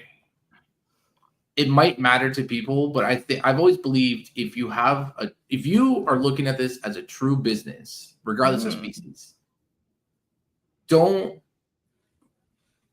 business doesn't have emotions. Don't let it cloud your judgment on this. Yeah, but the whole hobby is made of people and their fucking feelings. I get it. I fully get it. Like that's they're like, hobby. I don't believe this is worth anything anymore because it hurts my feelings that it's right. But that's $100. Like that, it's all perception that just of. Like, if you just kind of ignore that, don't forget they'll be out of the business in 30 days after that anyway, so it doesn't matter. Yeah, but I got feelings. I'm still in business. Oh, well, you're rare, and we know that. I'm full of feelings. Yeah.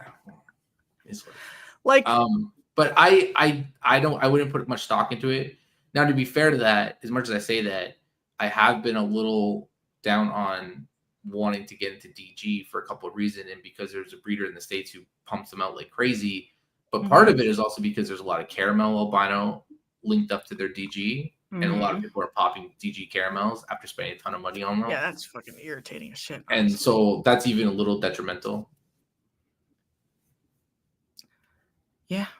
Yes. I like thinking about the meta, like, because largely this is a game of like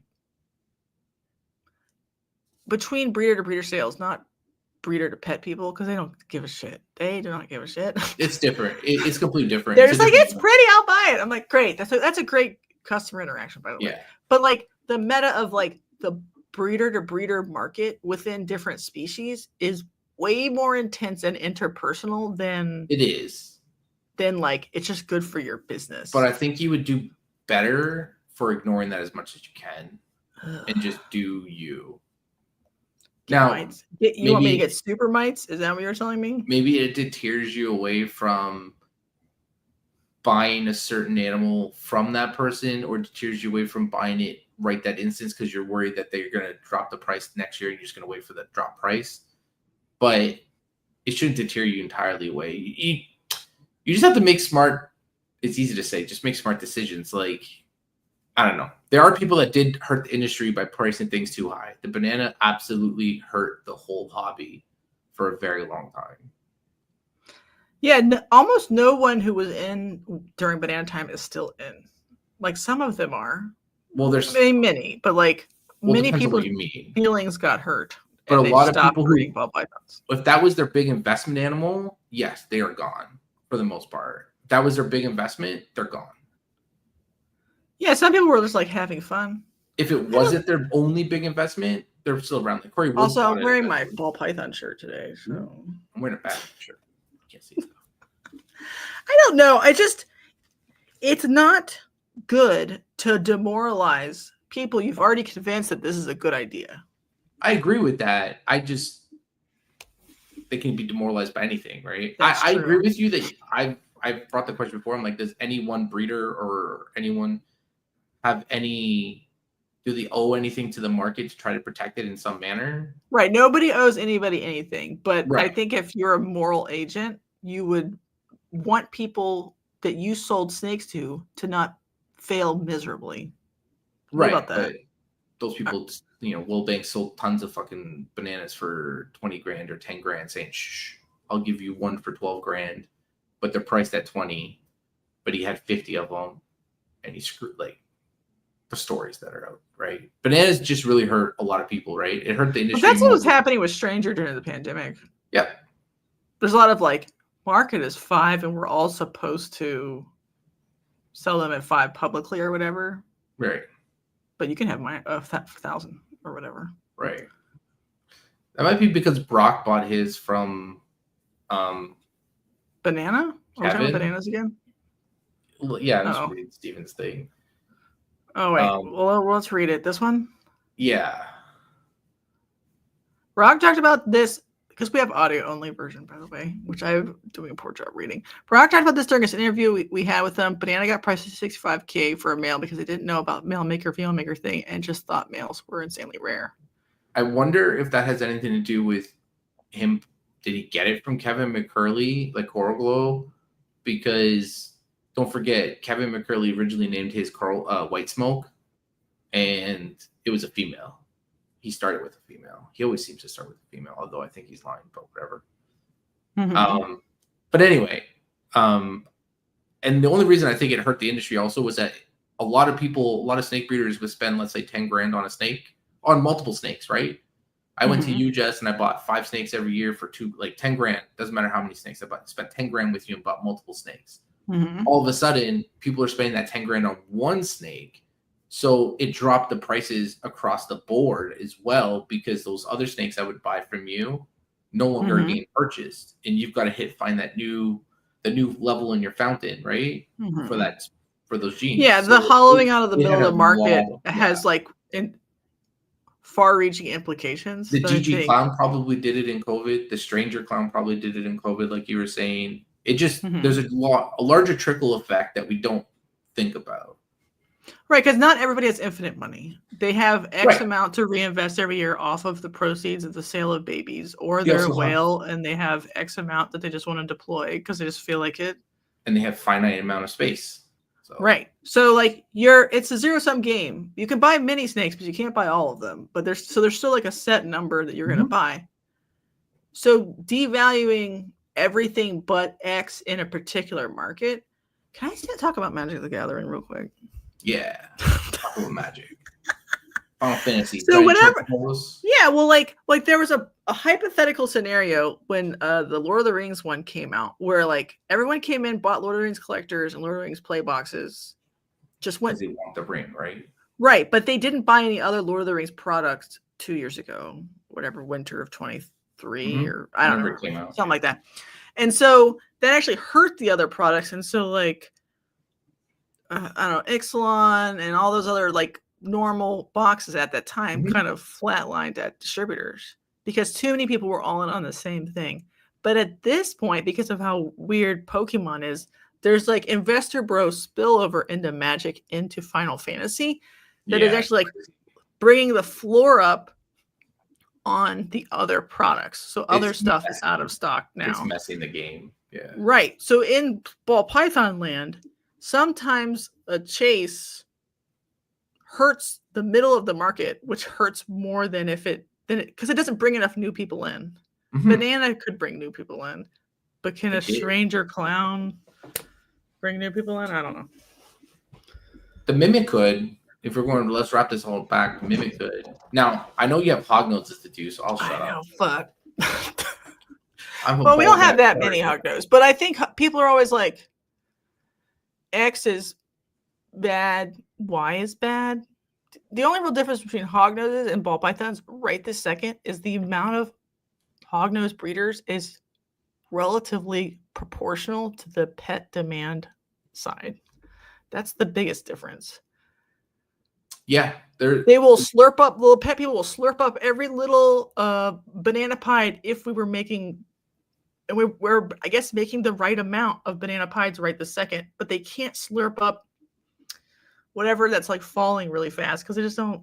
Yeah, but they will slurp up all those albino hognoses right away. My friend, they're in. This is years ago. Even they bred Western hognoses, and they had like just normals or hets or whatever.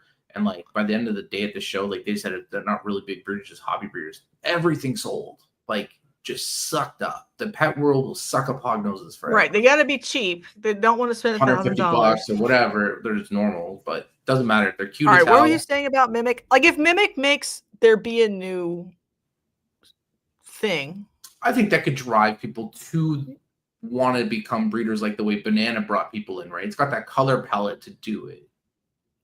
Correct. It just needs to be controlled so it doesn't like ruin people's lives. For a little while. You can only control it for a little while. Matt Lear tried to control GHI for far too long. But he did a good job. He was the first one to really do a good job of releasing the GHI. Let's put this back. Sorry, Kat. Why the fuck did he get out? Does anybody know? Is it ever said? Because he's crazy. He made his money, left. I don't know. He's a snake person. They all get it. Okay. Like, this is something I'm always like, okay, you had a gene, you sold a lot of them. The hottest dark gene ever at the time. And still the best dark gene, by the way. Like, if you think, oh, it's got like 4 granite pieces. It's like, GHI's already better than that. So, like, it's been underrated almost for 10 years at this point. It's got a totally healthy super version. It has a super version that makes cool stuff, and it's not a Lilic with anything or white, and it's not a Lilic with anything. It's not an any complex. It is honestly a great morph that people should use. Yeah, people are like, oh yeah, lame. I'm like, you're dumb. I have more GHI than maybe strictly necessary, but whatever. I don't really I've had it. My mail never really produced anything. Got rid of it. I've never had it back since. But I've never just hunted it down because I just most people was like, I'll get it when I get it. No, to me, GHI was like tentpole aesthetic. It's a stellar dark gene. It is. Yeah. You know, whatever. And I like Blackhead and like things like that too. But to me, GHI like is transcendent. Like Mahogany a lot. Above. Transcendent. What were we talking about? Hognose now? Oh, Matt Lear. Matt Lear. I don't know. If anybody wants to have fun, go do like ballpythons.net and go back in time and read what people thought was going to be their solution to a descending market. It was all like breed for quality in, quality out. I'm going to selectively breed for everyone has quality. When everyone has quality, nobody has quality. Nobody. Right. It's no longer a unique identifier, right? And that doesn't make you stay in, by the way. No. whatever you're doing, You need to make sales. And you have to make sales, and you have to be like internally happy. Yes. Somehow. And that could be selling people bananas. That could be wholesaling it. That could be high end only. That could be lateral moves. All of that could make you stay in, but being like, I'm doing it for the love of the animals and quality is not the sole determiner of whether or not you're still here. Yeah, you told me, Jess, about it, and it's true. You can go look at all the people that said it doesn't matter, the bananas dropped. I'll be here, doing it because I love the animals. I'll be breeding ball pythons because I love the animals. Yeah, they're not here. They're all gone. They're all gone like 3 years later. They're all gone. They don't actually. They may still love it, and it's not even to make fun of them. But there's other things involved with keeping large amounts of animals. And it's complicated. Yes, exactly. GI is amazing. Let's see how cool hognoses are compared to green tree pythons. So hognoses are net gainers in this time. More hognoses are on morph market this year than there were last year. Not surprised. Brian Carter switched. Well, I don't even know if more people are producing them necessarily. Just more people are putting them on morph market. I would be not shocked because there's a lot of baby breeders of hognoses, or even just ball python breeders who are probably utilizing morph market who have now switched to hognoses, and Brian Carter is one of them.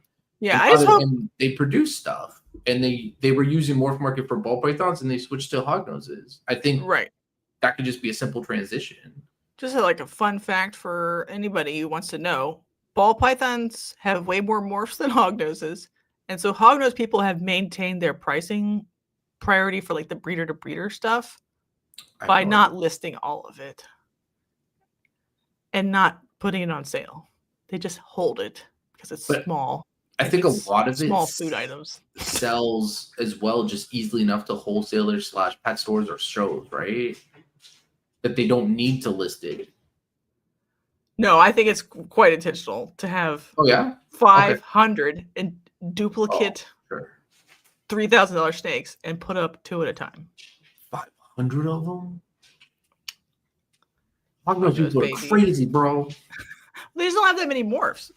Yeah, they don't. They have a healthy amount. They have a real healthy amount. Yeah, it's fine, but like if you really made the supply side hit morph market all at the same time, like ball python people do, and deal with the consequences of different people making different choices in their own self-interest, they would be cheaper. But the cheap hognose, I think, are like a normal market where people just want one. They don't breed it; they just want it.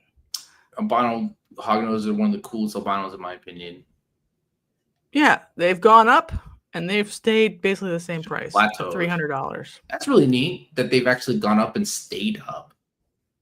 Yeah, there have been weak moments in certain different quarters, but but whatever. For the most part, they're just this is a good graph. Everything's gonna fluctuate just a little bit, even, but it's pretty stable. That's completely stable since 2021. Yeah, and they're still double the price of 2017. Xanthic is a weak one. We don't even sell all of them per quarter. They're almost like a byproduct of snows. They probably sell just because they combo for snows. Right. Most people only want to buy females. Or storm clouds. I don't know if storm clouds are Xanthic. Right, but this excludes an Xanthic het stable. No, I understand that. I'm just saying I can see why they kind of just meter about people don't really they look very normal. Yeah, well, they're cool looking. I think they're cool by themselves, but they are gray snakes. I'm biased. I like Kenyan Sambos because they're the coolest Xanthic snake. Oh my god, they're the cutest little shits. They're the only ones that stay black and white. Their eyes are cute. Fucking little they have dark eyes, like a little puppy dog or something. I just want one again, so I can call it a graboid. It comes out of the sand trying to look for food all the time. Snows are doing fine. There's a little bit of I think they're cool. Kind of expensive sometimes, where someone is selling an older one and it sort of happens to change the mean. But if they're around $600 ish, and they have been for ever, that's steady. That's super steady. And I'm sure that's a gold snake for a lot of people, right? Yeah, Marshmallow's in charge of our souls, so There you go. Steven says, what is your thoughts on the wave of bigger profile breeders getting out or cutting way back for everyone still breeding? What are your thoughts? I think, okay. I mean, I've kind of said this, but the worse it looks, the better I feel. That's how I feel. Like, if you're like, oh my God, it's an apocalypse of people getting out, everyone's demoralized. I'm like, good. I actually think that's a sign of health. Perfectly. Yeah, we're going to turn because a bunch of people are getting out. Yeah, I think it's actually a sign of health. Like, people are going to get scared from it, maybe, like Cusco announcing it, and, you know, Corey DeLong already announced it. Like, and Corey DeLong and Cusco were never big breeders, but they're definitely sizable influences in some ways, and they're now no longer producing. Now, Corey's collection got bought by a big breeder, but they're just gone, and I think it's healthy. I just think it's really healthy. Yeah, I think, and I'm not like celebrating them leaving. That's not what I'm trying to say. I'm just like, there are a lot of people that were capitalized really well. They made a lot of snakes. They did a great job. Well, if some of them, a lot of them just did lateral moves, right, to other species. Corey DeLong, a lot of them did that, and that's fine. And that's fine. That's great. But I don't think he's like industrially breeding chameleons. Well, I think just chameleons breed very well as it is. Like, they have a lot of big clutches as it is. Wow. Is he gonna like do that like as a job, or is that just for fun? I think it's just for fun. But yeah, I don't know him personally well enough. But I'm like, that's cool. Even if he has a following as CD constrictors, it's cool that he can bring that to chameleons and maybe uplift them a little bit in popularity too, like panther chameleons. I know he's doing panthers. Mm-hmm. So that's like, I think it's cool in a way, because you like the concentration of big breeders in ball pythons spreading out across other species. In my opinion, is probably healthy in some manner, right? It is healthy. Like, bring some legitimacy to those other species. That's why ball pythons look like they're falling off a cliff. Is because there were an unhealthy balance in the market, which I have a slide at the very end. Right. Is a little wrap-up slide, but it's fine. It's because people need to do what's in the best interest of them and their collection and their animals.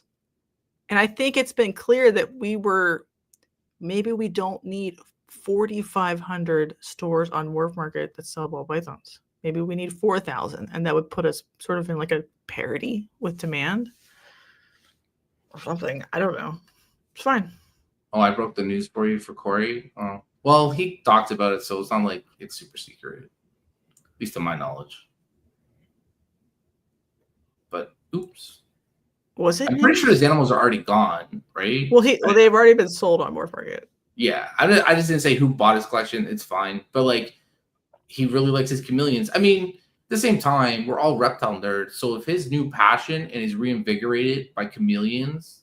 And it could be any more. It could be anything. I know Beast Morse mentioned earlier, he's got tree monitors and stuff. And that's cool. If it keeps your passion, that's kind of the point, right? Mm-hmm. Lavender. Yeah, there you go, Steven. Lavender's cool.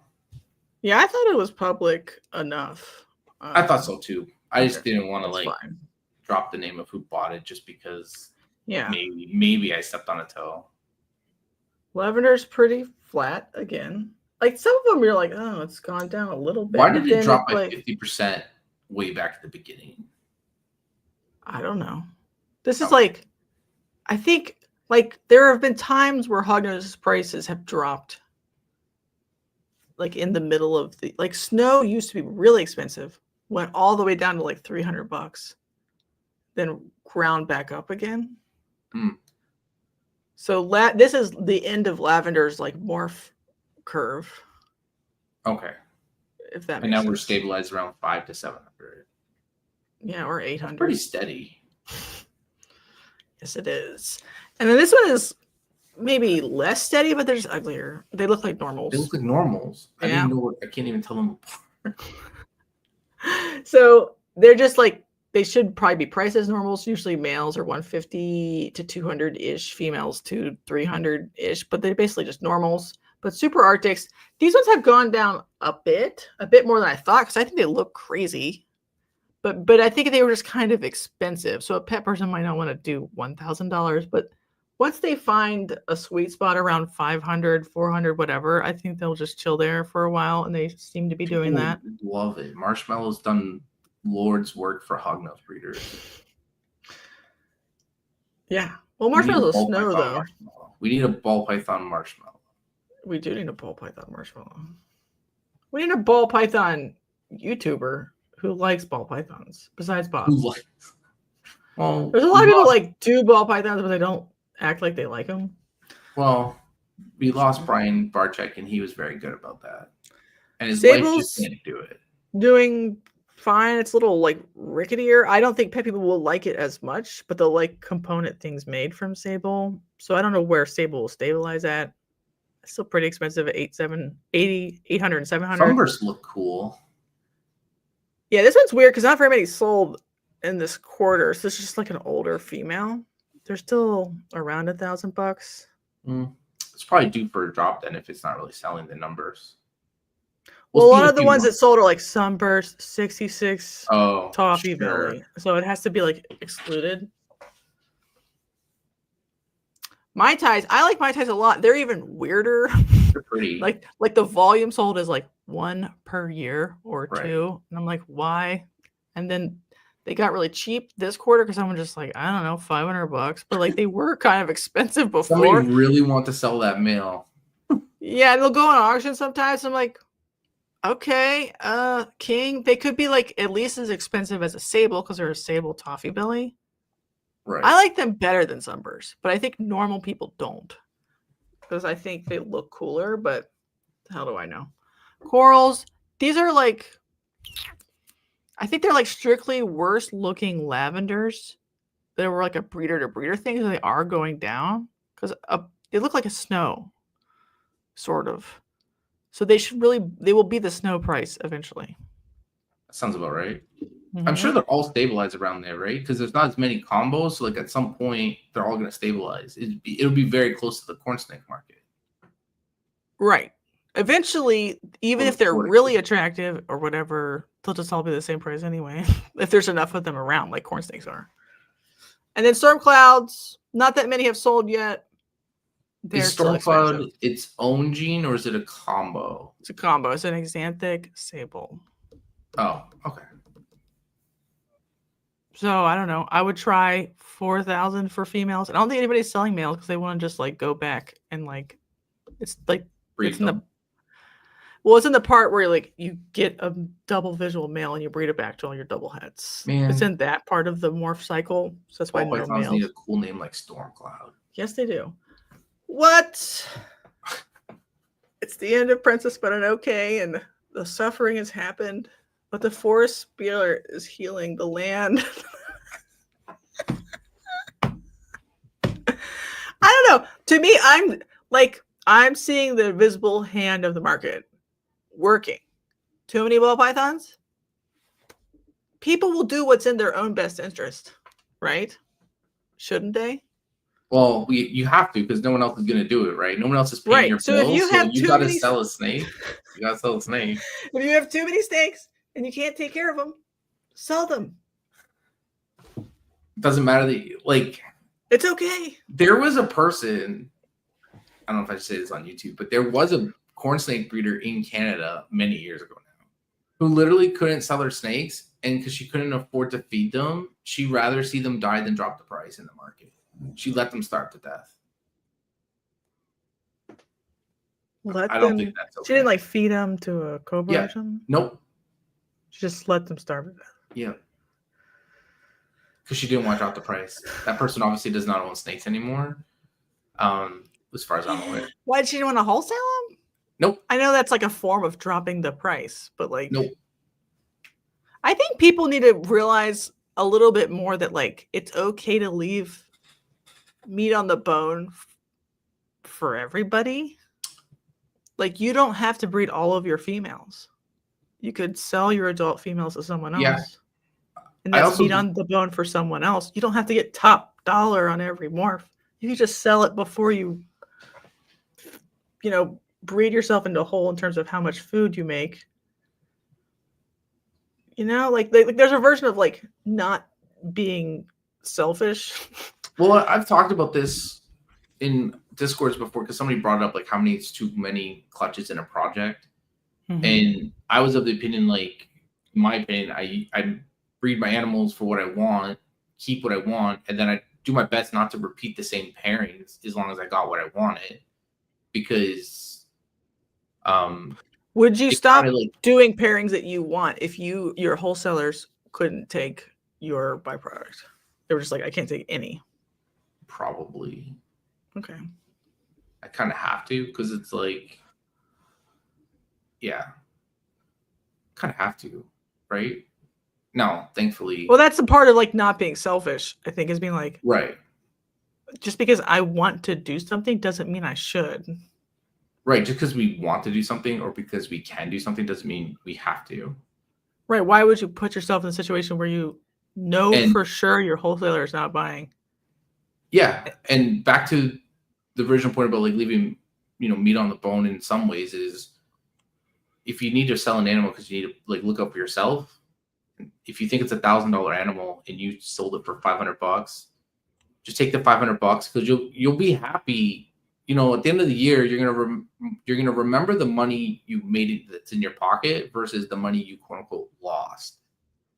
And you'll be much happier because you have empty bins and you have some money to do what you want to do with, buy a new snake, feed your collection, whatever you want to do. And you've made customers, like you're growing your business. Right. I guess the problem is like if everybody like drops prices in public all the time. A lot of times I'm just like, well, you could, if you have a friend who does shows and you have $1,000 snake, give him the snake for $500. Don't like nickel and dime your friend. Just give him the $500 value. Or just you know what I mean? Assignment and say, hey, go sell it and we'll split it. Yeah, like just it's $500. Like just chill or whatever. It's $500 for a snake. It's still snakes for $500. Right. You don't want necessarily like everyone to be always undercutting everybody online constantly. So you don't necessarily need to do that. But I think there are ways to sell snakes that don't torture you necessarily and fit your lifestyle. And that includes not overproducing them to begin with. Right. So a lot of times I am very sympathetic to the rescues who are like, please God, stop breeding so many fucking ball pythons. All I do is get people dumped ball pythons, and it's your fault, basically. Okay. Yeah, to be fair, it is. Like, I want to see like more breeders sponsor rescues, more breeders. That'd be interesting. Be part of that, like have like run a courier service. They don't like for biosecurity reasons. Like you don't really want them there, but like. You could pay to have things shipped from point A to point B. Because we look, I don't know. We don't look good publicly in other circles to pet people. It's true. Okay. We look like assholes. And then it comes on Reddit again. There's 30,000 ball pythons on Morph Market, and none of them can be sold, and they're all sitting up there for months or years. That's a little hyperbole. But... Yes, right, exactly. But they don't see that because they're not running around watching us sell. Yes, they just see literally thousands of ball pythons each week in like peak spring season. Yes, just coming off of Morph Market. That's a lot of thousands a week would destroy the total number of hognoses and corn snakes and king snakes if we could just sell 1,000 of them a week. We can't even sell 1,000 of them a week. We sell 20. So like the market is big and there. It's just our accidental byproduct that gets sent to a rescue because somebody went to college or whatever is bigger in proportion to the size of the market. Yes. Nowadays, yes. It used to be corn snakes, but yes. Yeah, it's not fucking corn snakes anymore. There just aren't that many. Like I've heard that though. I've been like, no one should breed corn snakes. There's too many.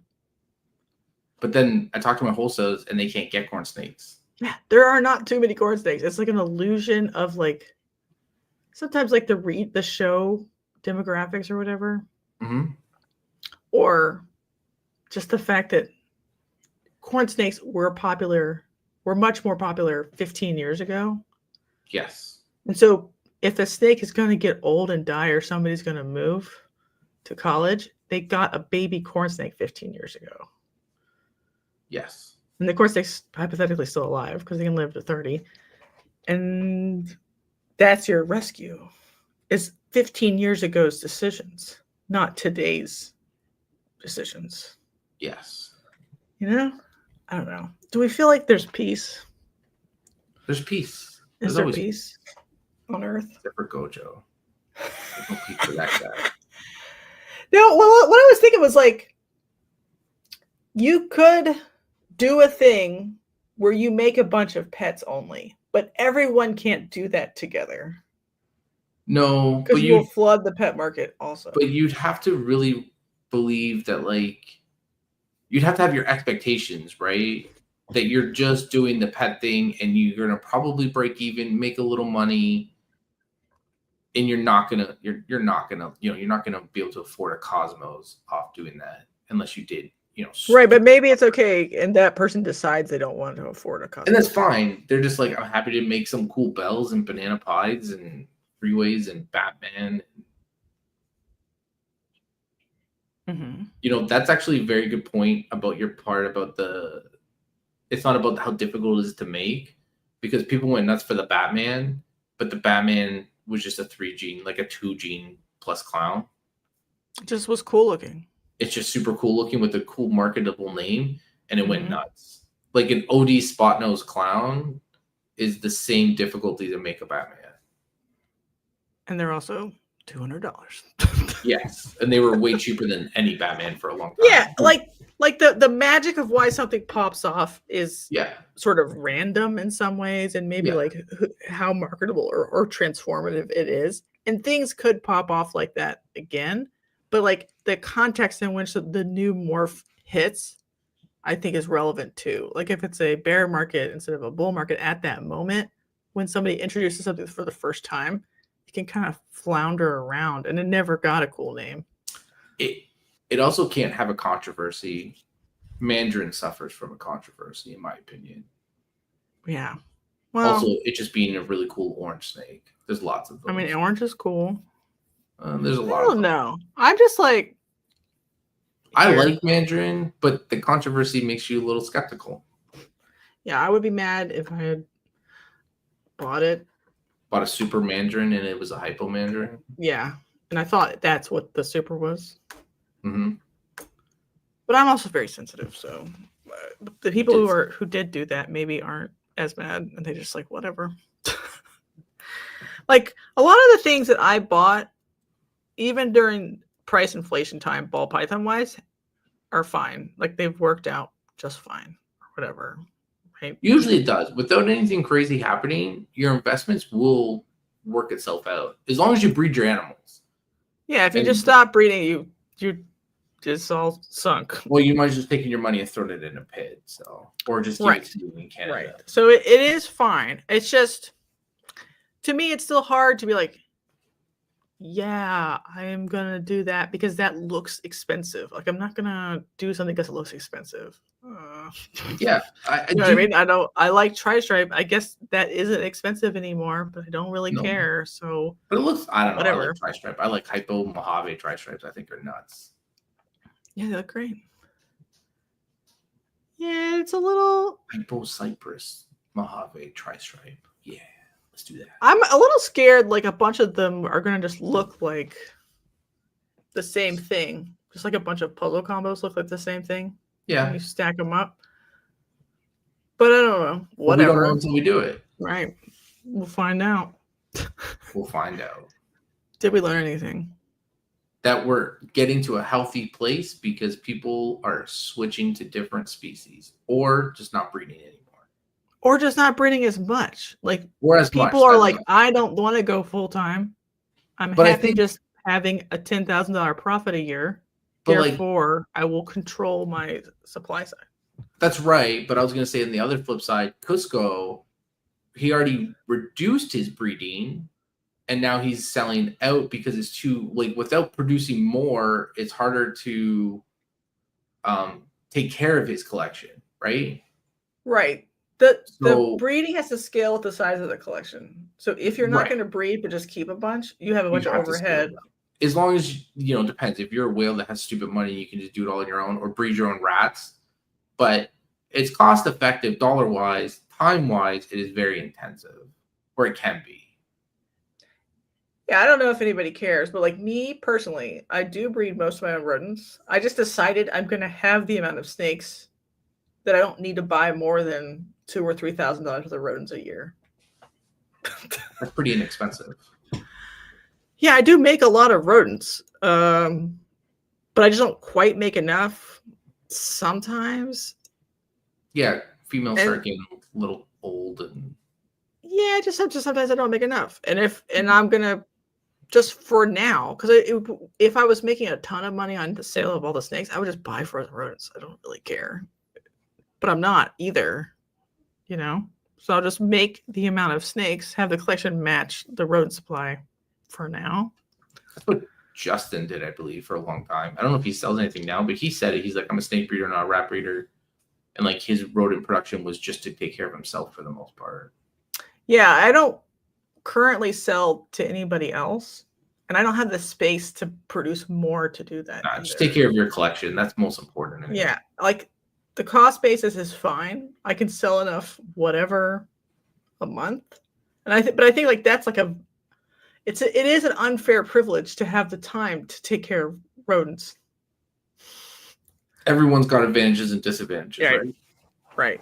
But like, I'm very sympathetic to like Cusco because like he has big snakes and a lot of them, and he doesn't have the time to breed them or grow rodents for them. So like, right, he's got to feed them rabbits at this point. So right, that's just expensive. That shit is expensive, especially he's in Kelley, so expensive. Right, so it's not a problem. I don't think it's that demoralizing. I think it's just natural and fine. Yeah. I think we're in a good spot. Mm-hmm. Are we done? Did we do everything? Let's say goodbye. Yeah. Let's say goodbye. Bye, everybody. Thanks for coming. There's still 11 people after 2 hours. What the Happy 200th episode, Jessica. Oh, my God. No, I'm embarrassed. Let's do another 300. Let's get to 500. I want to be on the 500 show. I called it. And Steven and Shane. I don't know what I'm going to do. I guess I'll announce it or something. Like I'm thinking about like doing even less podcast episodes and more videos, like video essays. Do both. Well, yeah, I'd still do both, but like, I don't know. Just like, got home. We got to keep talking. He gave us a subject. He said, "Don't stop now. I just got home."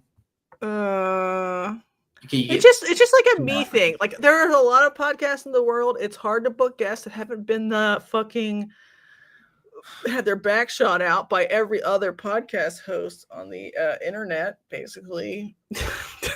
Because that's how you get me. I'm just the stand-in. Easy money. Stand-in easy money. Easy money. Hell yeah. No, it's fine. A lot of people are like power users, which is fine. It's just a lot. So if I just like could synthesize my thoughts for 20 minutes and then just move on with my week, sometimes I'm going to do that. Yeah, like your boat. That's what I'm saying. That was fine. It's just fucking, I'm talking about a boat for a little bit. Oh, God. Okay. If you're not leaving yet, do you want to put up Steven's message? Oh, shit. Thanks for being here. Thanks, Jen. We should leave because it's been 2 hours and I have to make dinner. So well, he's got to make dinner, but we got 2 minutes for the answers. 2 minutes. If you're not leaving yet, what will we need to happen before we can hit a market upswing again? Well, first we have to define what a market upswing is. You mean prices going up? That's not going to happen. I think if you can see it in the most attractive, delicious pets, like if a banana pie not only stabilizes at 200, but like starts to edge 250, 300, because there's a bell curve of pricings posted. You know what I mean? So some people are starting them off at 400 and then dropping price, and some people are starting them off at 150. Right. 200 is the mean.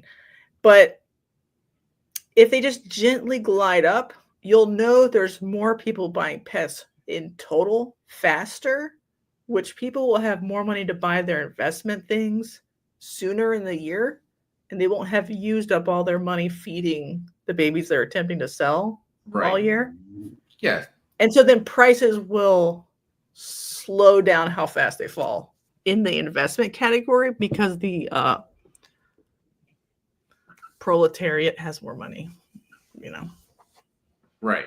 Well, I do agree. Keith says we need China to start buying snakes again. China's never stopped, as far as I'm aware, except for they have import laws, so people ship to like Taiwan, and then people from there probably smuggle them in. But that's going to shift because there's more and more production coming out of those countries, like of their own, right? But I don't know how big that market truly is, so I don't know if that production is even to keep up their own demand. Like, I don't know, but it's going to make a dent at some point. Fast sales, high demand, waves of people getting in, waves of new people thinking breeding is a business is a solid idea. That second part about the wave of people getting in, like getting in for breeding purposes, needs to go up. It's slowly getting there. I see more and more people interested in it. The demand for pets have always been there, except their incomes aren't supportive of buying new animals. My wholesaler was actually at the store the other day, and I was asking about it. She said Canadians are just buying the meat and potatoes things. They're not really buying the rare snakes right now. These Canadians aren't. And we're talking like $300 snakes, a little higher priced, right? And I'm talking like Mount King snakes. I think we're getting very close to pre-COVID, but as soon as people can post on Facebook or social media in general and not get 75 people telling them how stupid they are for wanting to put two ball pythons together and get eggs.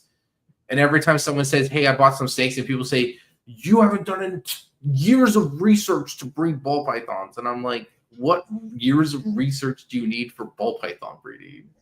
Now, you need more than like just get two animals and you have to look into things. But I don't know what people think you need. You think there's a number of snakes available on Morph Market that will convince the people who think no one should breed ball pythons that we have gotten low enough? Like, would even 10,000 satisfy them? I feel like they'll always be moving goalposts. Right. They'll be like, that's too many. No, there's not millions of people in the country. Because they'll switch it to, oh, well, they don't have 4x2x2s or whatever. Like, they're going to switch. They'll move the goalposts. There'll be a segment of people that will just be very rude about it.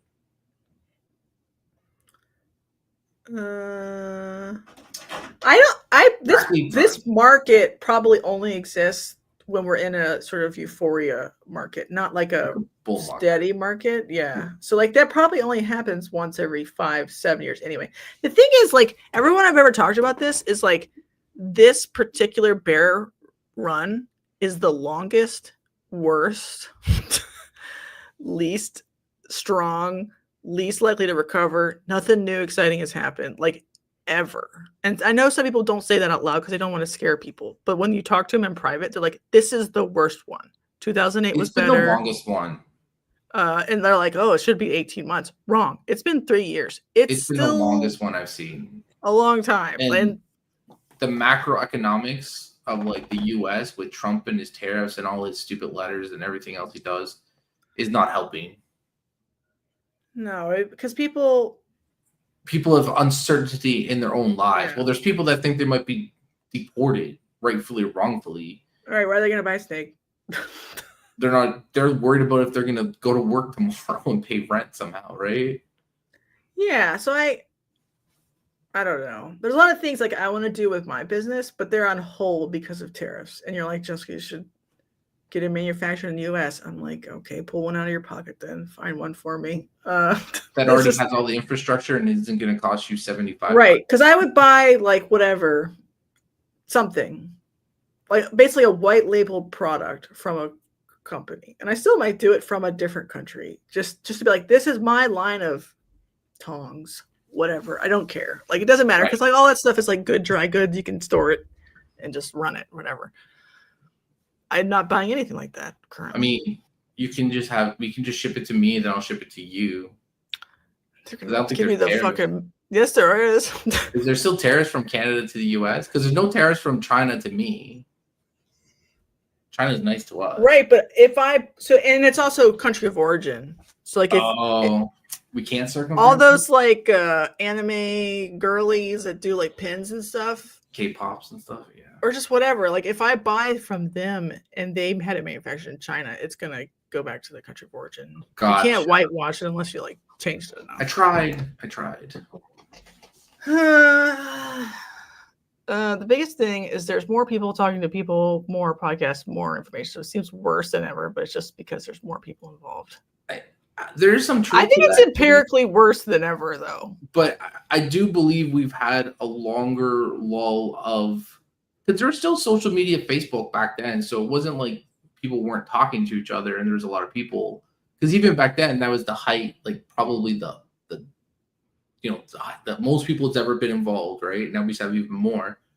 So I think there is some truth to that. But overall, I honestly think it's been longer than ever where people feel really uncertain in their own day-to-day lives to feel comfortable to buy a luxury animal at $500 or plus, right? Like, again, $1,000 snake is some people's weekly income. Your monthly income. Yes. I was being like nice. Yes. Some people's monthly income. A lot of people are paying for not just their food, but ball pythons or whatever. So like, that's not necessarily like a good market sign either. In the US, I don't know about other countries, but you know, if we all crash, we'll drag the rest of you fuckers down with us. It's fine. I just,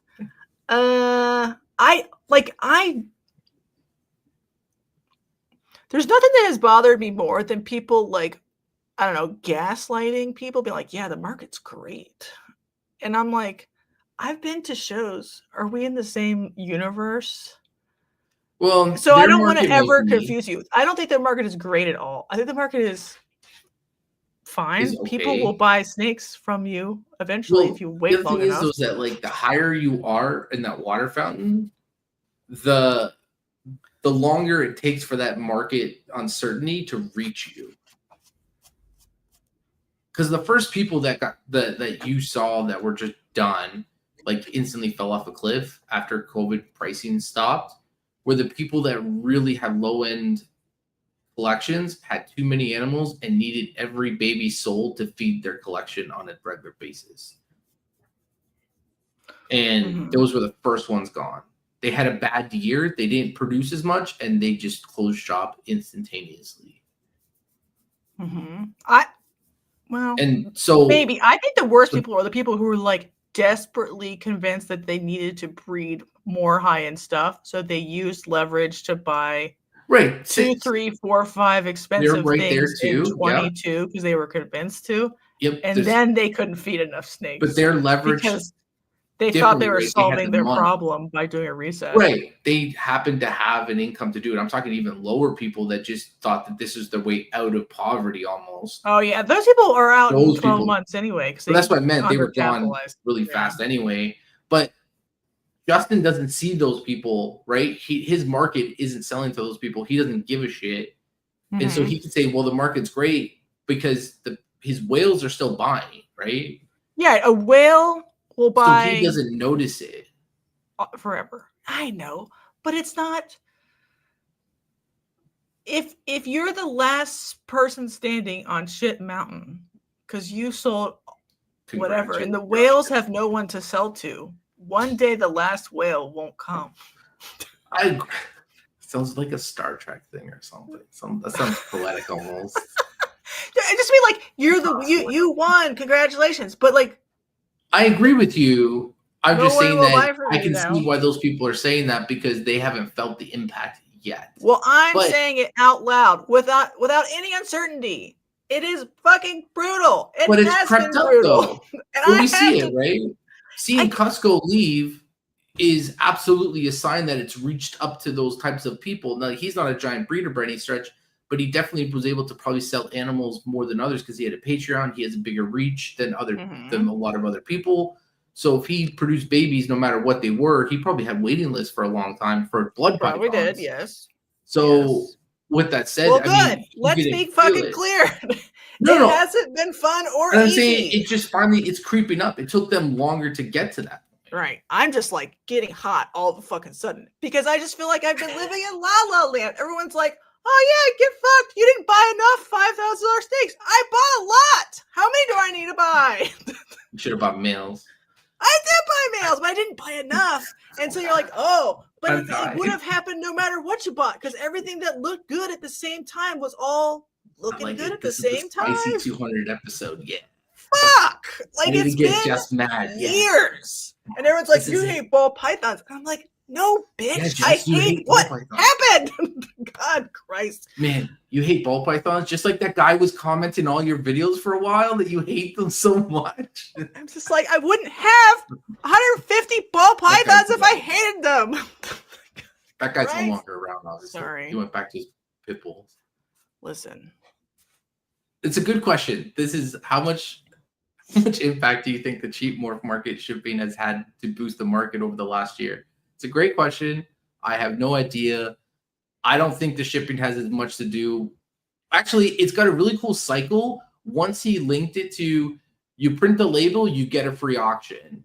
So now he's got an unlimited cycle of this, and people are constantly moving animals regardless of how expensive. Yeah, liquidity is good, as always. Because if you get just like a bunch of people that are stuck with animals, then like, what is the point of having a hobby or whatever? I don't know. Like, you're supposed to be like trading and sharing and getting new people in. So making it cheaper should be good. It is good. I don't know what's going on, because I've sold a lot of snakes in person over the last year, not on Morph Market. So I don't know like what the disposition is of the average Morph Market user. I haven't been selling a lot on Morph Market. I've had some inquiries this year, but it hasn't led to anything. But I think the inquiries are also just healthy. Like, just having inquiries is strong. Just have a conversation, right? Don't get upset when they lowball you. Just have a conversation with them. Pro tip for everyone: snake sales are few and far between these days, so just have conversations with people. If you get an inquiry, you have a chance, right? So don't get offended. Just think of it as business and go on. I don't know. I had some like, okay. You can laugh at them later, but like, in the I meantime, price very aggressively average on Morph Market, in my opinion. right? And you could be like, or I'm like, I'm not trying to undercut the market too much, but honestly, if this was a show, I would probably cut another 100 off of it. Like, you know what I mean? Okay. Sure. Listen, I do it on Kitschy. listen. And then, but sometimes I'm like, I would never take this to show because it's too big, and I will price it exactly correctly, in my opinion. So I have firm price on mine. And I guess if someone came up to me and I was really desperate, but I'm already exactly where I need to be. And so I've said no a couple times this year, and they're like, okay.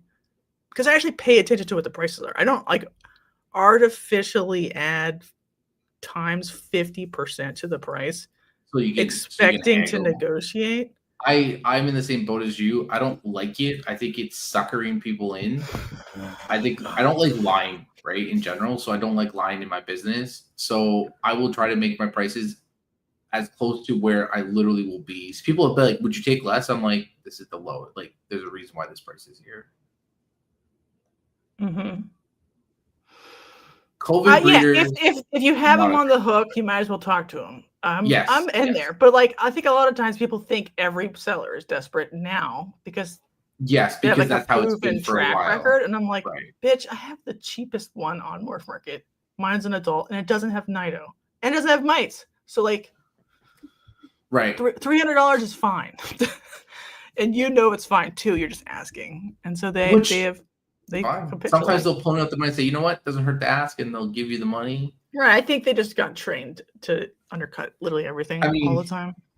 You might as well. Everyone's taking whatever price, and now that like people lie on Morph Market now, right? Like nothing's set in stone on Morph Market. Mm-hmm. People put them at $1. People put them all on Inquire. All this stuff now. Or delete them. Or delete them. Dirty delete. Oh my god, girl. That's why half of these stupid stonks aren't the right price because people delete everything. Yeah. Yeah, but it's not just like about the money. Like, this is its own separate discussion because people start a business to make money. And if you frame keeping ball pythons as like a way to make money, they're going to get in to make money, you know? some people got in, like to his point, some people got in purely because they thought it'd be a fun money-making hobby, and like having fun with snakes was secondary. And as soon as the money slowed down, they essentially got out. But I think we're seeing where the COVID breeders, like some of the ones that really put money in, are definitely like experiencing some issues, right? And also, the other interesting part is not just the COVID breeders who got in, it's the ones who bought in. Like, I'm just referencing because it's a recent video. Cusco did his video yesterday. He said he had a business plan for reptiles in 2018. I skipped over some of the video, but he said a business plan for reptiles in 2018. He wrote one out. Is it crazy that he was only starting in 2018? Well, I'm assuming he had reptiles prior, and this was the business plan, right? And the idea would have been, okay. I feel like I've seen videos of him from like 2016. Yeah. I'm paraphrasing here, in the sense of he had his business plan, whatever that might have encompassed, and nobody expected the COVID boom, essentially. So when people were maybe started breeding in 2018 to 2021, they're kind of hitting that mid stride of 4 years, having their first bigger production years. And then all of a sudden sales are nuts, and they have the idea that maybe this is what it is, because you also have Justin and Bob and everyone else talking it up and how great it is. None of them, to their credit, like none of them said this is not normal. It's about to crash at some point. Do you think they didn't know it was normal, or they did know? I know we're just guessing what people's minds are, because maybe they thought this was the terminal condition of 20 years of working on supporting. Justin knew, and I say that only because he's mentioned how prices went up and prices never went down. I'm talking to my husband. I see that prices went up instead of prices went down. Compared to like every other year, right? You talked at the beginning of this stream, prices always go down, right? Yeah, they're mathematically they must. So the fact that they actually went up like across the board, not down, he knew it, and he mentioned it in podcasts. He's like, it was very strange for that to happen. And he mentioned like that's not really sustainable. So he knew somewhere down, deep down, that it wasn't fully sustainable, and I wouldn't be surprised if he had made business decisions like behind the scenes to protect himself. And that's fine. That's what you're supposed to do as a business owner. He is a beautiful husband. Hi, Chris. Sorry to keep you. I'm missing chats. I love the breeding hobby and the animals, and I love the business aspect too, and I don't think they're mutually exclusive. Right. You can like animals, but not want to have a business on it. That's okay. That's you can legit. Like businesses, but not want to include animals in it because you just want. That's also legit. It's very weird to be like, I want an animal business. Honestly, it is. Like, it'd be way easier to like two things and make like two things that are not like animals come with their own challenges because they're living beings. Oh my god, it's so much nicer selling something that has the same margin but is dead, not alive.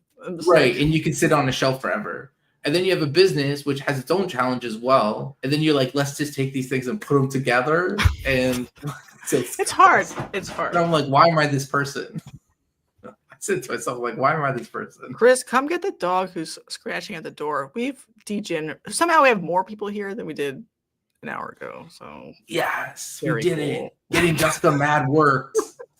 Everyone's like, let's go see the crazy snake I'm girl. sorry I was mad, by the way. I just get I loved it. I get shit from people in person. They come up to my face and like, why do you fucking hate ball pythons? I love it. I love it. I want to get like, you more look mad. at me. Look at me. I wouldn't be talking about it for fucking 200 episodes if I didn't like them.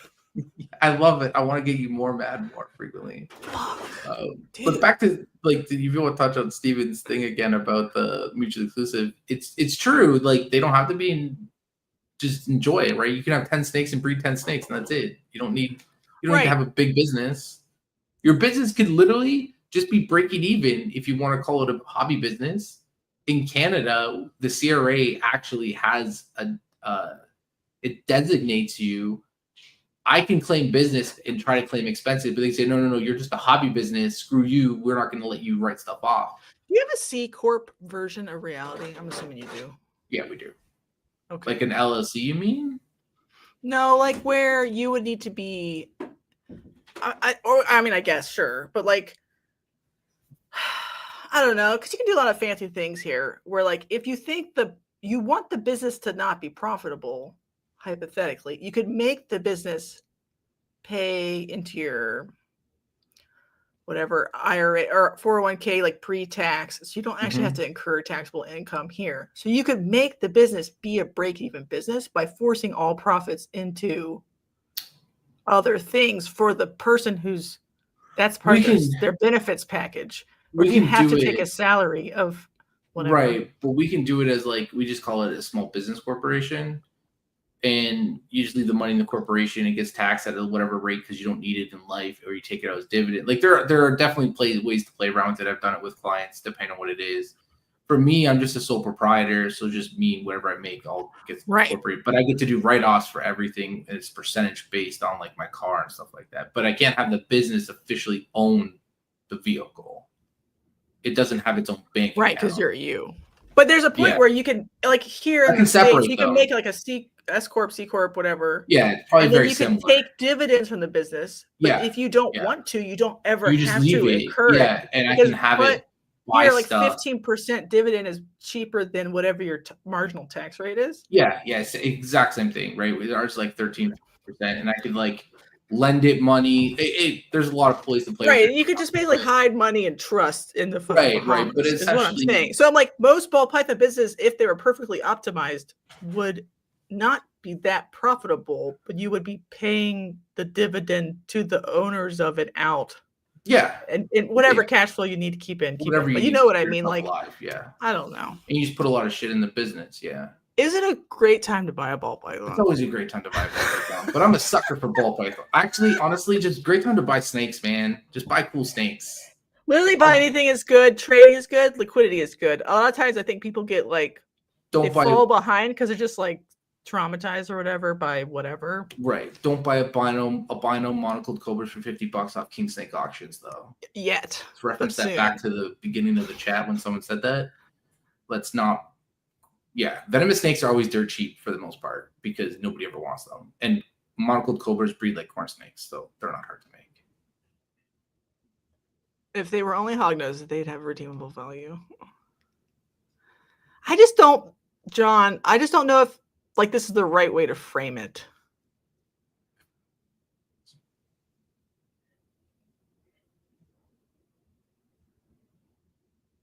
That's fair. I don't know. Like, none of the morphs that have already crashed will get more expensive ever again, basically. Steps rat snakes are the new hotness. That is the rumor started. It is everyone get on the ground floor. Oh, God, I don't think so. Everyone needs a dozen. They produce very little, so it's not like you're going to have to overrun. Big babies, they incubate quick. Lots of cool, like polygenic Amazon tree boa stuff. Absolutely. Steps rat snakes.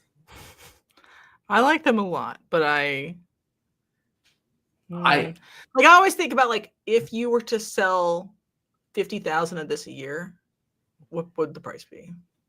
I don't know. I think the price of it would be like 5 cents. Probably. Right. Well, the weirdest thing is that ball pythons are like such a long-lived species, right? So like it's not like they're chameleons that die off every 5 years. Or 8 years. Like chameleons have a very short lifespan. Okay, we do have to finish this one of these years. But yeah, the one thing I want to say is there aren't that many people breeding ball pythons, which sounds insane. You're going to be like, you're wrong. There's so many. No, I mean, the total number of humans who decide at any one time to breed any reptile species is sub 10,000. It's very low. Like you have, if you really want to talk about like, it's a niche, right? So keeping pets is not niche. Keeping reptiles as pets is a little more niche. Keeping snakes as pets is even more niche. Keeping ball pythons as pets is a little more niche, but it's probably more mainstream than other ones. And then deciding to breed them is even more niche, or breed any reptile. Yeah, and people are like, oh, because X creator has millions of views. That's not millions of breeders of ball pythons. Yes. Maybe millions of people who think that it could be a good idea or have thought about it ever. the average person maybe puts a couple snakes together ever, and then they move on because either their life changed or something like that. They're not set up for it. Or they just want to do hobby breeding. There are tons and tons of those people all over Facebook and Morph Market groups and all the groups, right? There's tons and tons of people that have 3 snakes to breed. Right, but somebody's like, I'm going to be a breeder and file for an DBA, even if they're a sole prop or whatever, and has the intentionality to make a name, is actually like extremely rare.